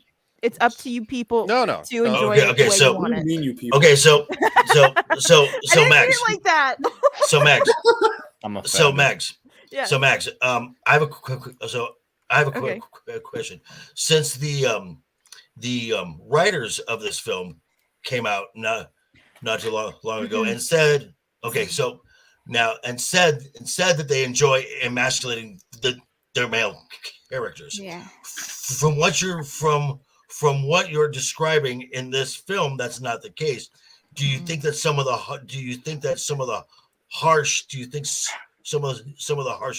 criticism this film is starting to get is because the writers came out? I think a lot of times what Hollywood needs to understand, and especially with the external stuff, is that they need to shut the fuck up. And they need to get off Twitter. In fact, they need to delete their accounts, and they need to delete any space that they're on as far as platform wise, because they need to just shut the fuck up. They're talking about except their entire mission in life, though, is meant to change everything and change reality for what they believe to be the case. So. And let me tell you, I am just as sensitive as everybody else in this space, as in the sphere, whatever, with all the woke stuff and everything else. I didn't feel like it, so I tried to analyze it in the terms of, all right, who are these characters? How are they set up as they are? What is their just you look at. You write something and you want to write age. You look as a Final Fantasy fan. I'm a Final Fantasy 6 fan, and I have a book on my bookshelf back there of like 1 through 6 of like it has characters, ages, what their astrology is, and all these descriptions of things of what they like, what they dislike, what their personalities are like, or whatever. I feel like with this situation in this film that they captured the character, they captured the characters as they are. Like it made sense the way that they developed them. Now is there is there a little bit strong female? It's not in your face. It kind of made sense for the characters. Well, I'm not defending that in that way. Some people may be sensitive or hypersensitive to that. I understand. I'm not going to take that away. I'm not going to take that away from people's perspective of that. That's just my perspective. So yes, I am a woman, y'all, and I am speaking from that. So wait, you got a vagina? Are you sure? Yeah, I've got boobs too. Prove No, it. but I Yeah, think well, one of the- as Prove it. affected to boobs, whether it's on a man or a woman. Whoa. But the Never thing told is, me. let me just say, one Maybe of the it's problems. Maybelline, or I'm born with it. Shadow, hide your eyes. No, well, one of the problems for me is the fact that when they do keep their mouths open, then they reveal that they are doing this with an agenda, and that's one of the reasons why it's like annoying. It's like you're not doing it for good story. You're doing it because you have an agenda. You have a and goal. It comes across with bad faith, doesn't it? Yes, and that's why even if it's done well, it's like I don't want to watch this. The Last of Us, where the guy, I was interested and curious to see The Last of Us until the guy goes, "I tricked you to watch a gay romance, ha ha." It's like, then you know what? Fuck you. I'm not watching your stupid show then. Yeah. Well, that's why I caveated with in my review. I said, this is. You have to look at it from, and that's why I'm coming at it from a normie's perspective, but I understand everybody's sides. So it's not like I'm berating anybody with it. It's like I said in my review, I said, you have to understand that it's not to be ugly. It's just a fact. It's just a factor of truth. You want to be able to have an adaptation that features the general audience. And I even said in my review, and I said, it's not the modern audience. That's not what this was about. So this was trying to capture a general audience. I'm thinking that with this film that they were trying to kind of test the waters to see what the interest is. I think this was bad timing and they didn't advertise it well. And I'm not saying, again, it's not an A film. It's a B film. They could have done better. There are definitely some points that they should have done better in. The first maybe 20 or 30 minutes was a little like, okay, they could have done this a little bit better. And then there were a couple of other things that were just kind of like, how did they get there? Just kind of like little things, but I enjoyed it. It's a good popcorn film. Of course, again, I went to a dine-in theater, so I kind of come from I gave my review trying to be honest. Like, this is my environment. I'm a normie. I don't know the lore. This is good for people who also don't know the lore. And I understand that might upset people. But again, the general, not everybody, not even hardcore LOTR fans, hard freaking core fans did not like Peter Jackson films. But yet that got pretty much all the Academy Awards, except for one or two or whatever. And it's just, Let's highlight this. I'm sorry. No, you're good, Mags. We have a question for you. Muggskins. Mags, how's the pacing in the movie? Are there slow parts that would really dull the experience? I think, as I said, the first 20 to 30 minutes was a little... That was a big exposition dump. But of course, some people said I've heard some reviews, and then I kind of had to turn everything off because I just did not want to have I didn't want them to poison my experience. Of course, a lot of this can be subjective. Again, I say this, I'm a normie, y'all, so you can cancel me all you want, I guess. Yeah. Well done, you're canceled. Just kidding. But I stuck with it because I enjoy Chris Pine, and I think they could have done him a little better justice in this movie. Not that I'm saying he's emasculator at all. I think the movie's long though, isn't it? It's about 2 hours. But I didn't notice the time. I actually had a good time. That's usually a good sign. Yeah, I think that answers Muggsy's question. The second half definitely intrigued me. Now they did put in a lot of world building that might confuse a few people. Because it's just the thing is it's D&D and they're trying to, I'm not saying they're trying to throw things up on the wall. It's just a D&D world where there's like a lot of moving parts between probably relics, weapons, armor. There's a lot of deep lore. Magic classes, cities, scenery, weaponry. Who is who as far as race, and it's just it's gotcha. It's a lot. There's a lot of information they need to get across, which makes sense. Coming from I've been sitting on this when Mags brought up normies will enjoy it, but she doesn't know about people who care about the lore. D&D fans don't care about the lore. You got people who use it, but it's most people don't. I mean, there's some novels like Dragonlance or the Drizzt series that people get into, but there's not a lot of novels. I think It's a sandbox to do with what you want. So this kind of movie being a group of people in a D&D-esque world is going to appeal to people more. They're not going to focus on the lore as much. It doesn't have hold on real quick. It doesn't have a hardcore lore like Lord of the Rings. It has a sandbox for you to play in because that's what it started out as. Is a tabletop, rolling the dice, making characters. There's a lot of lore in that, but there are not a lot of characters that you actually can hone in on. It's what you make it. So I think okay, sorry. Okay, no, go ahead, Joker voice. I'm sorry. So what you're saying, Ryan, is people can go see this film and not expect it to follow, say, the Legend of Vox, the Machina, and to follow that world because that is set in a Dungeons and Dragons world as well.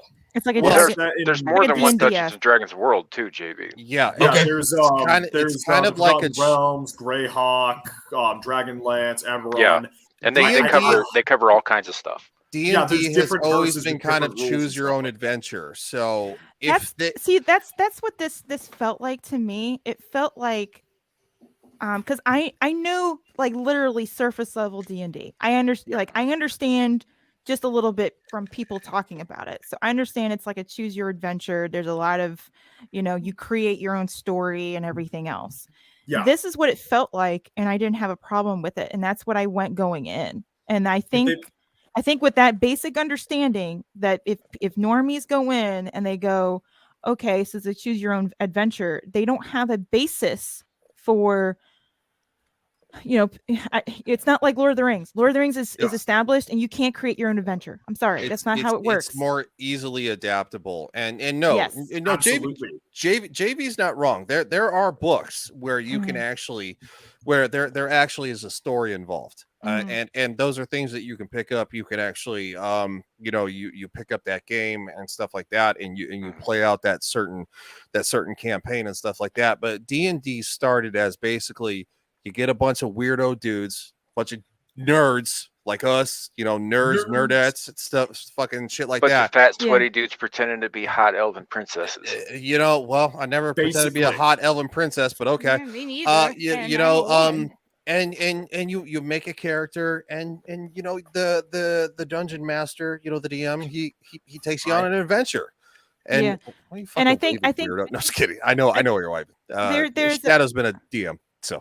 I mean, I feel like, I don't look at it going in because I don't think, I know some people go, well, they need to take this seriously. I get that. Look, I understand. I look at level. So how do I explain this? Because I had thoughts about this earlier and I'm trying to wrap my brain around this. Let me just quickly ask a question. Go ahead, Shadow. Did it feel like a group of friends going on some happy-go-lucky adventure, either to save the world or secure a MacGuffin, actually, or get a family member back? I kind of compared it to Guardians of the Galaxy, where it's a ragtag a group of people. Then it's D&D.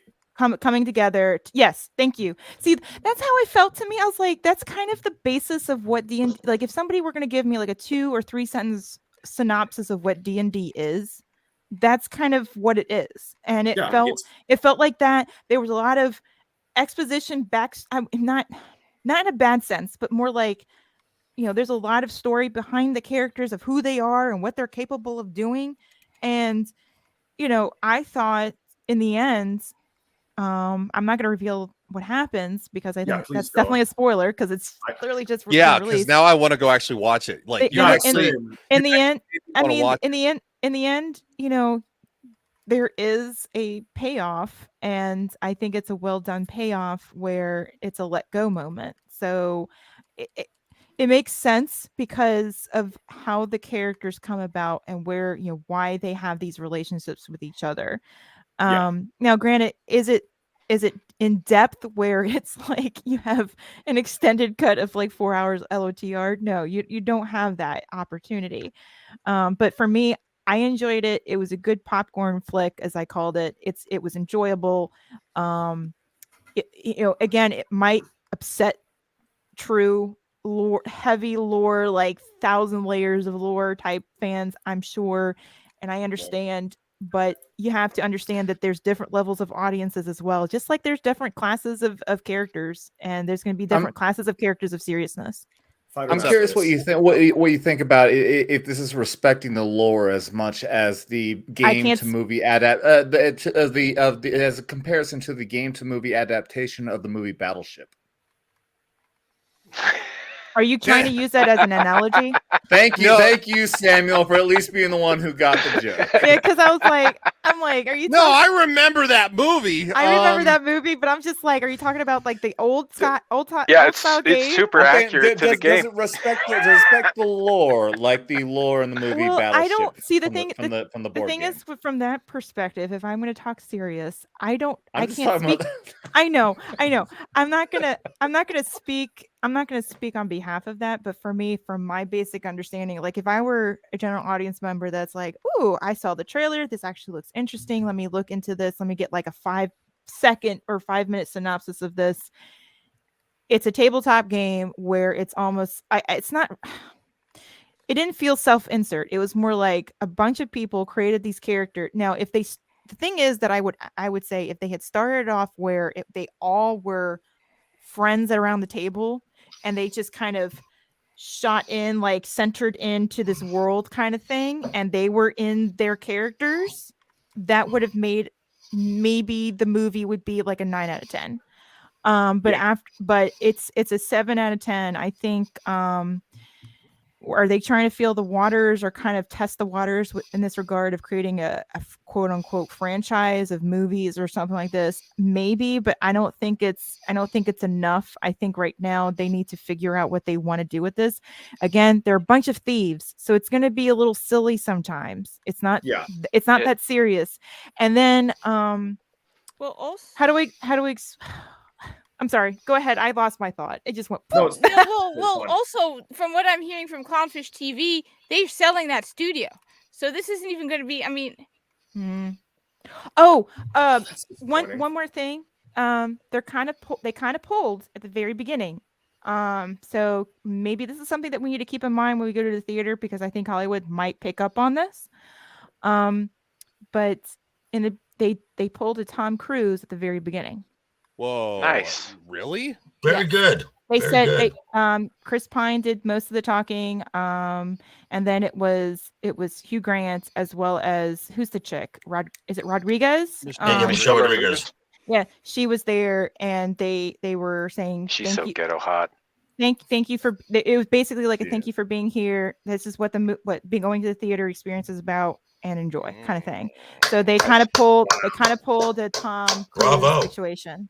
I don't know if they had that already. I hate to be that guy to ask this question though. Do you think they're actually being legit, or do you think they're doing it just because the audience loved it when Tom Cruise did it?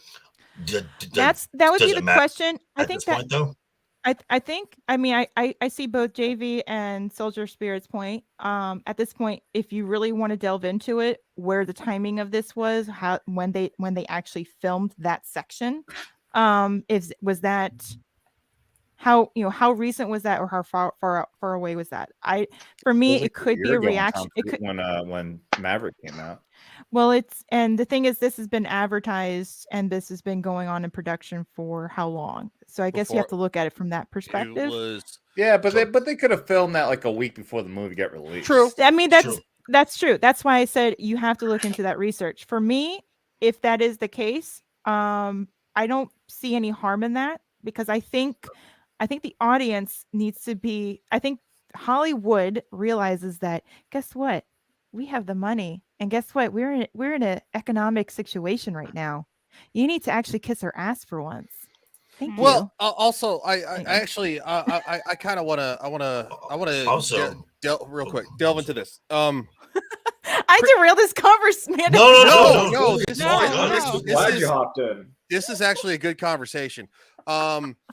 Chris Pine, obviously, Hugh Grant and Michelle Rodriguez has been around the block quite a few fucking times, and I hit my mic. And she's in the latest Fast and the Furious, so it's not like exactly. They need the money, and she's a established actress. Thank you. Sorry. Go ahead. Sorry. Well, I maybe they're all, they're, well, because look at what Hugh Grant did, at the what was the Oscars or whatever, and he's like, oh yeah, this is nothing but fucking Vanity Fair, and she's like, oh, the magazine. He's like, yeah, the magazine. It's like, sure. no, it's a Vanity Fair. Fair, yes.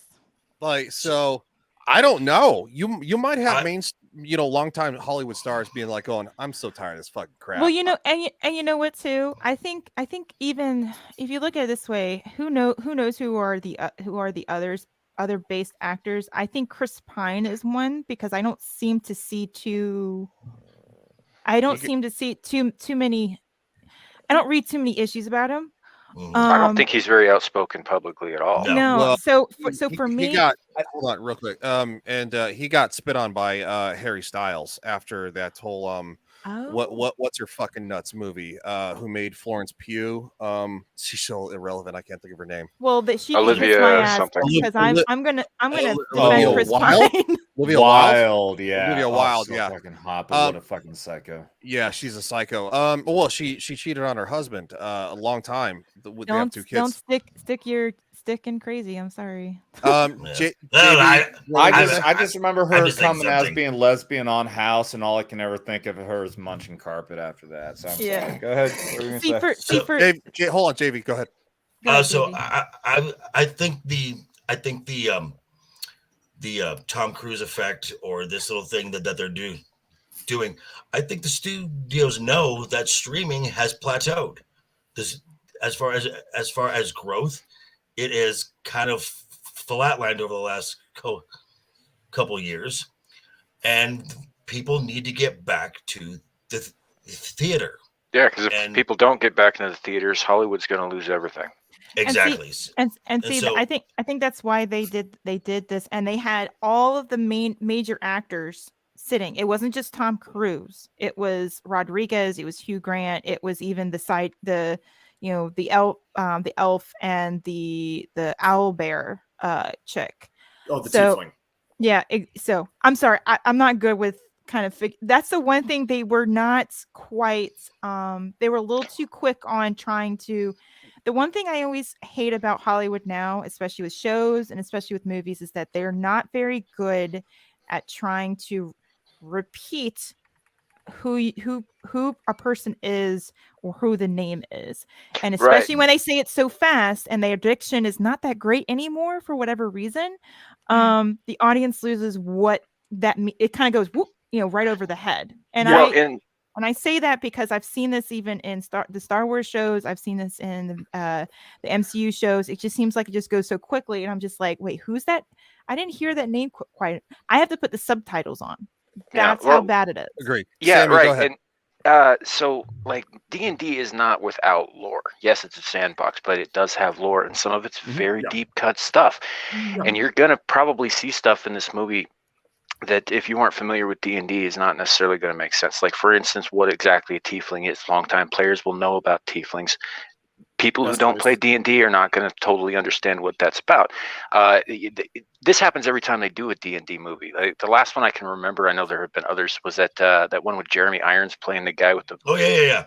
I remember that. And the one thing that they didn't really do a great job in that one of kind of explaining is why the chromatic dragons were evil and the metallic dragons were good, because that's very deep lore in D&D, and it's like part of the world building. But they didn't explain that at all. They just, hoped you understood. Which it can be solved in like a quick. So why are the red, blue? Why are those ones good and those ones bad? The brother Bahamut is the dragon of justice, and Tiamat is the dragon of chaos, and their progeny. Right, but that's a whole movie in and of itself too. Right, so they need to find a way to make it concise. Right, like that, but that's quick. Like, that's just a quick sentence that explains it, with like maybe an art panel on top with like Tiamat and Bahamut yelling at each other and their kids snarling or something. Apologies, Mags, for talking about this stuff. No, it's okay. I got distracted by the chat. Of course, I'm a mod, so I just kind of go right. The chat thing. Again. Yeah. There are going to be people who are just going to completely and totally dismiss it. I understand. I'm not saying you're in the wrong the way you feel. Oh, Kitty. Yeah. And then And then, but then they're gonna be people like me who are gonna look at it and say, "Here comes Cat Dragon." There it is, kitty butthole. There's a starfish. It's a catastrophe. Yep. Well, It's and the thing is, there are people like me who are gonna look at it, but I understand where people are coming from because I actually have a little. I guess I have a little. I wouldn't say I got a little poisoned in a way. I'm not saying that's wrong. I'm just saying I understand about Wizards of the Coast and all that kind of stuff. I get it. So I come in with that little bit of perspective, but I didn't go in with, how do I explain this? I didn't go in thinking, oh, this is going to be LOTR levels of stuff. Like that's kind of. Oh yeah, no. It's just D&D you is can't not think even of it close that to way. Lord of I'm the sorry. Rings. Yeah. No D&D, no visual D&D property except for some of the games has ever even come close to what they did with what Peter Jackson did with Lord of the Rings, it never will, because they honestly there's no good source material for it. It's kind of a niche property too. Honestly, it really is. It is. And they know that they're what not going to D&D get those kinds of numbers, so they're not going to throw as much production money at it. Yeah, I think more. Definitely not. I think this is where, okay, I finally remembered my thought. So this is where I talked to myself, people. I'm sorry. But this is where I had it. So LOTR, Star Trek, Star Wars, even C.S. Lewis, they all are mainstream. And I don't say that ugly. I just say they're mainstream because one, they are literally in our fiber of our culture. So LOTR especially, and in C.S. Lewis especially, we all had to grow up and read that stuff. It was required reading. So of course a general audience is going to be exposed to that. And then you have the general audience of Star Wars and Star Trek, where it was far less channels back in the day. So people watch this stuff and it's passed down from generation to generation. So it has legs and longevity far more than D&D. Now, I don't know, again, the lore or the depths of the history of D&D, but I always found that D&D is a little bit more niche, and it never went mainstream like LOTR. LOTR levels. Let's just put it that way. Yeah. LOTR levels, where it's literally, you've got radio programs, books, because all this other. Exactly. It was a bunch of nerds getting together in silence, and we were made fun of. That was because D&D was never like a sweeping epic of a story. It was stories being told by nerds for the entertainment of nerds, whereas Lord of the Rings was meant to be a mythology. And let me tell you, hold on. Lord of the Rings is also established and doesn't change. Max, There's no change to it. Hold on. We're at 3 hours and 15 minutes. Does anybody need to bounce? I kind of do. Okay, okay, Samuel, JV. Sorry, guys. No, Max. Hold on. You know what? No, let's end here. This has been one of the longer episodes. It's been a fucking awesome episode. Yeah. No, will you apologize? Don't apologize, kid. Stop apologizing. Dude, I ain't taking off because of you. I'm taking off because I'm high and I'm still drinking like a dumbass. Hold on. I got my bottle. Static 2020. Hey, Joker. What's up, Static? Okay, so which by the way, Static and I will be on Tuesday for we rank stuff. We're doing something a little different. We are ranking animated series that is not Batman the animated series, because that is the established S tier, the GOAT status of all time. Agreed. I approve with that. So let's go with the people who have to bounce first. Samuel, you're at work. Go ahead, buddy. I've been off work for a while, but I'm still in the building and I need to start heading home, so I'm gonna have to disconnect to do that. So go home, fucker. I'm going. Anyway, my name's Samiel the Infamous. You can find me on my channel, also named Samiel the Infamous, where we do fun stuff. And by fun stuff, mostly yell at each other. We got the big Saturday show, Screaming into the Void, tomorrow, 4 p.m. Mountain Time. 6 p.m. Eastern Standard Time. Yeah. But, I'm not there, so fuck you guys. No, thank you. I don't want tentacles. And Thursday nights, we have Abyssal Musings, which is generally me and Laurence Knight, who, couldn't make it here tonight. And last night Ryan stepped in and we had a pretty good conversation for about 3 hours also. And then occasional gaming streams. I also do some work on the Linus Exiled channel. And yeah, just kind of bounce around in chats mostly. JT! No. Leave it to JT Gunn to come in at the last minute. Hey, everybody. Hey, buddy. Much love to JT. We love JT. So that's where you can find me. Have a good night. All right, buddy. See ya. Have a good night, buddy. Bye. All right, feel free to drop. All right, and we're gonna go with the Soldier Spirit, Mr. Adam. Hey, yeah. Well, you can always check out Skinemax Saturday, where it's pretty much me and Ron yelling at each other a lot. That's tomorrow night, by the way. That'll be tomorrow night. I'm Bet Stock and Drop the G, and you'll find me where I'm usually not as stoned as I am right now. All links are in the fucking description. He's bombed as fuck. Adam, go to bed. I'm a weak ass. Bye, guys. See you, buddy. Nice meeting you, Adam. Nice meeting you, Mags. And yeah, Hijabi Gamer. All of you guys. Call me Cat, just for short. Cat. He'll get there when he's less high. Yeah. He'll say it right next time. See you, buddy. See ya. See you guys. Bye, Adam. Nice to meet you. Nice to meet you. And we're going to no Mags. You don't get to go just yet. Oh. You get to wait till the end. You have to wait till the end because you are. That's what he said. Heyo. I'm not Because going you to make. derailed everything. No, That was awesome. I thought it was great as well. Shadow. Yes. Unlike you, her thoughts are wanted. Oh. Just kidding. Oh my God, JB. I'm not. We love Shadow. No, we don't. I love Shadow. He's always nice to me on Twitter. Oh, that's right. Hold on. That's right. JT says, I have been packing and loading a truck. That's right, dude.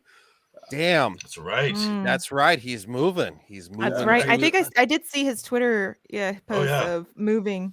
He said, does anybody want to help me? Hey, if you could get me a ride, I'll help. But I'm in Jersey, so. If I was in like New Mexico, that would be or a somewhere long close to ride, Arizona. Cat. Yeah, that's what. Yeah, I'd come help you, but I don't want to. That's why I have a Nintendo Switch and a Steam Deck. All right. There you go. Okay. Great. Who's next? No, I'm just kidding. So Shadow, who puts his foot in his mouth all the time. Yes. You are next. Well, for streams Monday night, as long as Ryan doesn't decide to ban me over the weekend, I'll be there for. Too late now. You just said it. Aw. Game of Thrones season 3, episode 1. Going over it with these two lovely gens: Nomi Without You, Lily 300 Mirrors, Tyler the Redbeard, Mr. Grant Gregory, and of course myself. Should be a hoot of a time. Thursday nights, I've got my co-host Kat the Hijabi Gamer, who is right of Joker, up of Mags, left of Ryan. Where we just talk about random stuff and get into arguments, trying to blow off a little bit of steam so that this show and Screaming Into the Void go a little bit better whenever she or I are on. Just we get our insanity out on Thursdays, and then hopefully I'll get reinvited to come back to this show next week. Don't count on it. You're in the random chat. gaming streams whenever I can, and I've got a video that I meant to start editing on this week that I just couldn't because school was kicking my ass. Nobody cares. What do you have? What do you have? We on the video. I'm okay. Care a little bit. It's School gonna was be like I'm gonna over 20 years, blitz it over 10 tonight. years for me. So. Yeah, I'm gonna blitz it tonight. Get it done tonight. Max, you're showing your age. So when is it going? I Okay, am. so I'm gonna have a video done tonight, hopefully out by tomorrow. Okay, there we go. That's what I was trying to convey. Short route, A to B. No. Cat, Yeah. the Hijabi Gamer. What's up? All right, so tomorrow I'll be live streaming. I'm not sure what video game I'll be playing. Maybe Resident Evil 4, maybe finally getting to life on Destiny 2, maybe continuing Hogwarts Legacy. I'll figure it out tomorrow. Screaming Into the Void with Samiel, who was just here. I usually show up on that. 6 p.m. Eastern Standard Time. I am fasting, so I do disappear for about an hour because it's Ramadan. So 7 o'clock I eat, so I disappear for about an hour. Sunday, I will be live streaming again. We usually play Warframe with Mugsikins, and UA sometimes show up, Behemoth. Highly recommend it. if you're interested, look me up on Twitter. I could send you an invite to my Discord. Or Shadow could send it. Technically, it feels more like both of our Discord at this point. We'll be playing Warframe if you want to join us. It's free to download. It's on PC, Xbox, PlayStation, Switch. Mugsikins wants to do a fashion frame and try to fix my lack of color coordination and fashion sense. I know it's a lost cause. Yeah. Well, Jesus, about time. I accepted that a very long time ago when at one point my father turned to me and said, "Do you try to make yourself look ugly on purpose?" Wow. It's like you dress. Wow. It's like, the way you dress, it's like you're trying to be ugly on purpose. Okay. So no, I'm sure your dad's not a Catholic, because that is a beat down. Holy shit. Hey, as a Catholic, that's right. That's true. I can speak about this. As a fan of Catholic schoolgirl outfits, I would disagree with that stuff completely. Speaking of okay, JV, I am not telling you what schools I went to. let me just put it another way. At one point, me and my father would go out for dinner, and at one point he was like, "You are not allowed to wear your work pants to dinner," because I wear black pants at work, and he's like, "You're not allowed to wear your work pants and your work shirt to dinner with me." He finally gave up, and he's like, "To hell with this! I can't." It's like I kept wearing them anyway. He finally gave up. I wear my work clothes almost everywhere. Yeah, so that's how bad it is. That's your crazy woman. Speaking batshit crazy. Speaking of batshit crazy, my future ex-wife, Magitek Mags. I'm your ex-wife. Wait, Magitek Mags. Future. Get in line, pal. Get in line, pal. Get in line, pal. Come on, that was funny. Ryan, now I feel like, what am I supposed to react with this? I know, right? You don't no pressure. You don't have to say anything. Just plug your shit. Wait, no, just Magitek. You're using the Quadcaster, right? I think it's either HyperX or SteelSeries. HyperX Quadcaster. I'm just gonna. Her microphone. I recognize the colors. It's a Quadcast, right? It's HyperX. For the first time ever. Oh my! What do you? Wow. What do you do? Are you shielding yourself, Shadowhawk? Yes, from the cringe. No, I'm just identifying her. I was just showing off that I can look at her microphone. Yeah, and absolutely. HyperX. See? Yeah. I didn't even see the logo. I recognized it. It's in a red box. Yeah. Red and white box. Yeah. Yeah. You got it. You said for me to plug my stuff, Ryan, but now you've got me confused with right? That's what she said jokes at this point. So not really talk about your channel, what you got going on. Well, tomorrow I might have to move my I have an unboxing stream tomorrow, and I had it set at 2 p.m. Eastern, but I might have to change it to 5. So just keep on the lookout for that.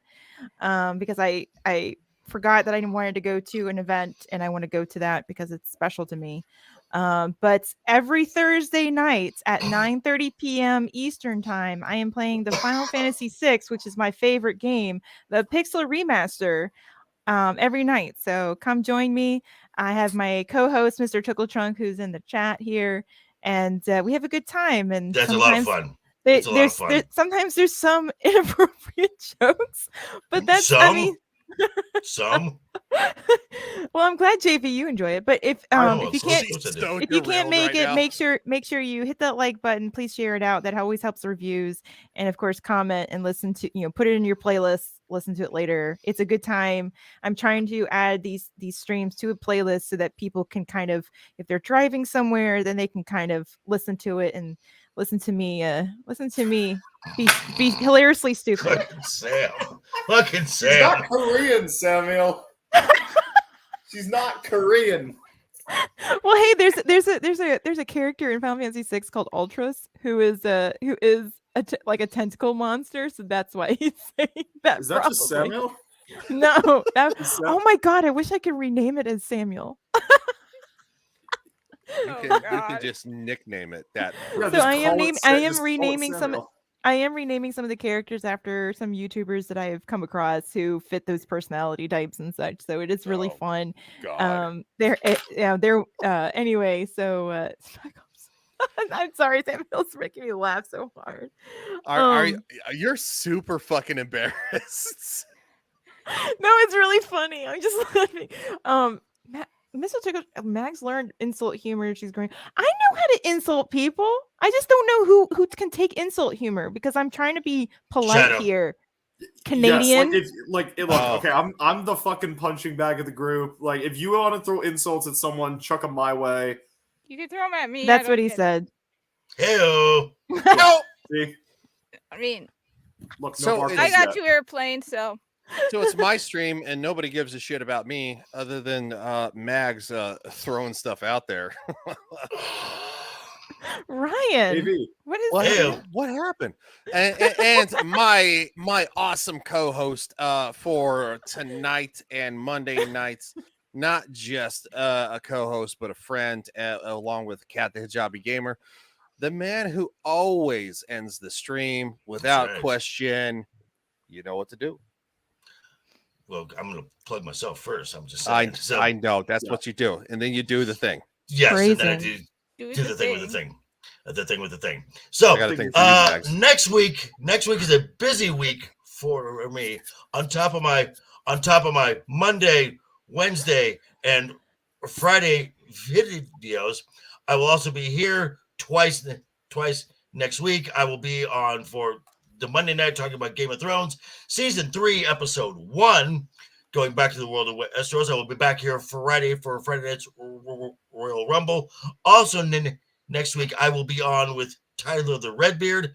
I will make an appearance on Roman of the Empire. I will make an appearance with Mrs. Cannoli the Sasquatch, and then next Sunday I will also be making an appearance on Wookiee Be Bad as well. Wow.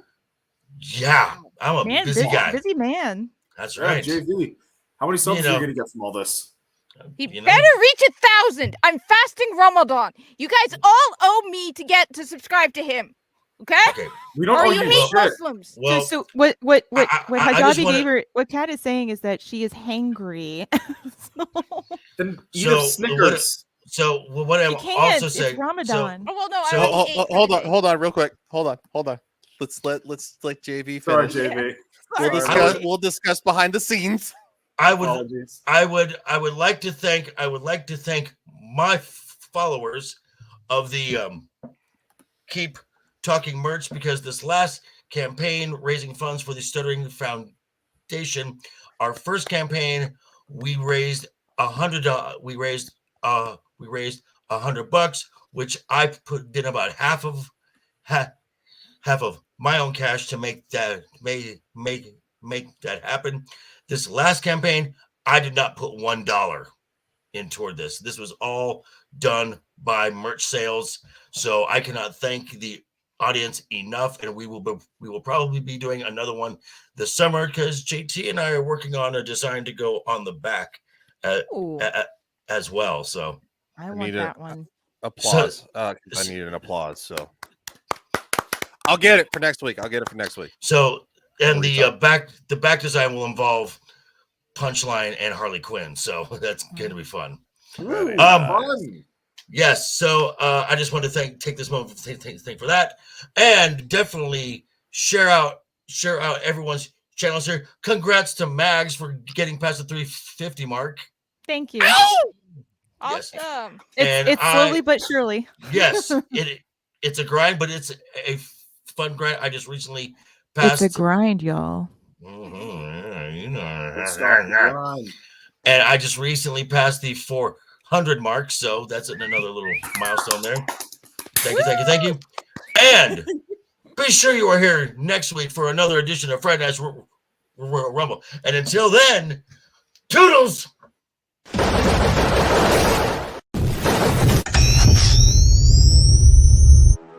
Maybe I am insane. Too hot to handle and too cold to hold. You see this? Right there in the mouth! Macho Man Randy Savage of the Ultimate Warrior and the forces of Hulkamania that I have seen great strides before. Together at SummerSlam! What you gonna do when Hulkamania and the Ultimate Warrior How about getting your foot off my shoulder? There's no Well, there you have it. I still haven't found. Yes, the next champion. Don't worry, I'm trying to wait.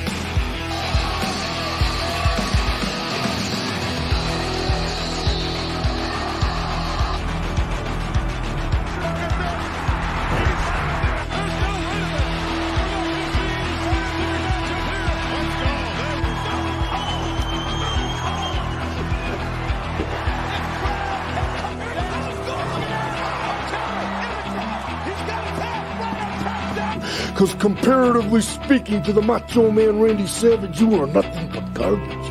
Nothing but garbage, guy. Yeah.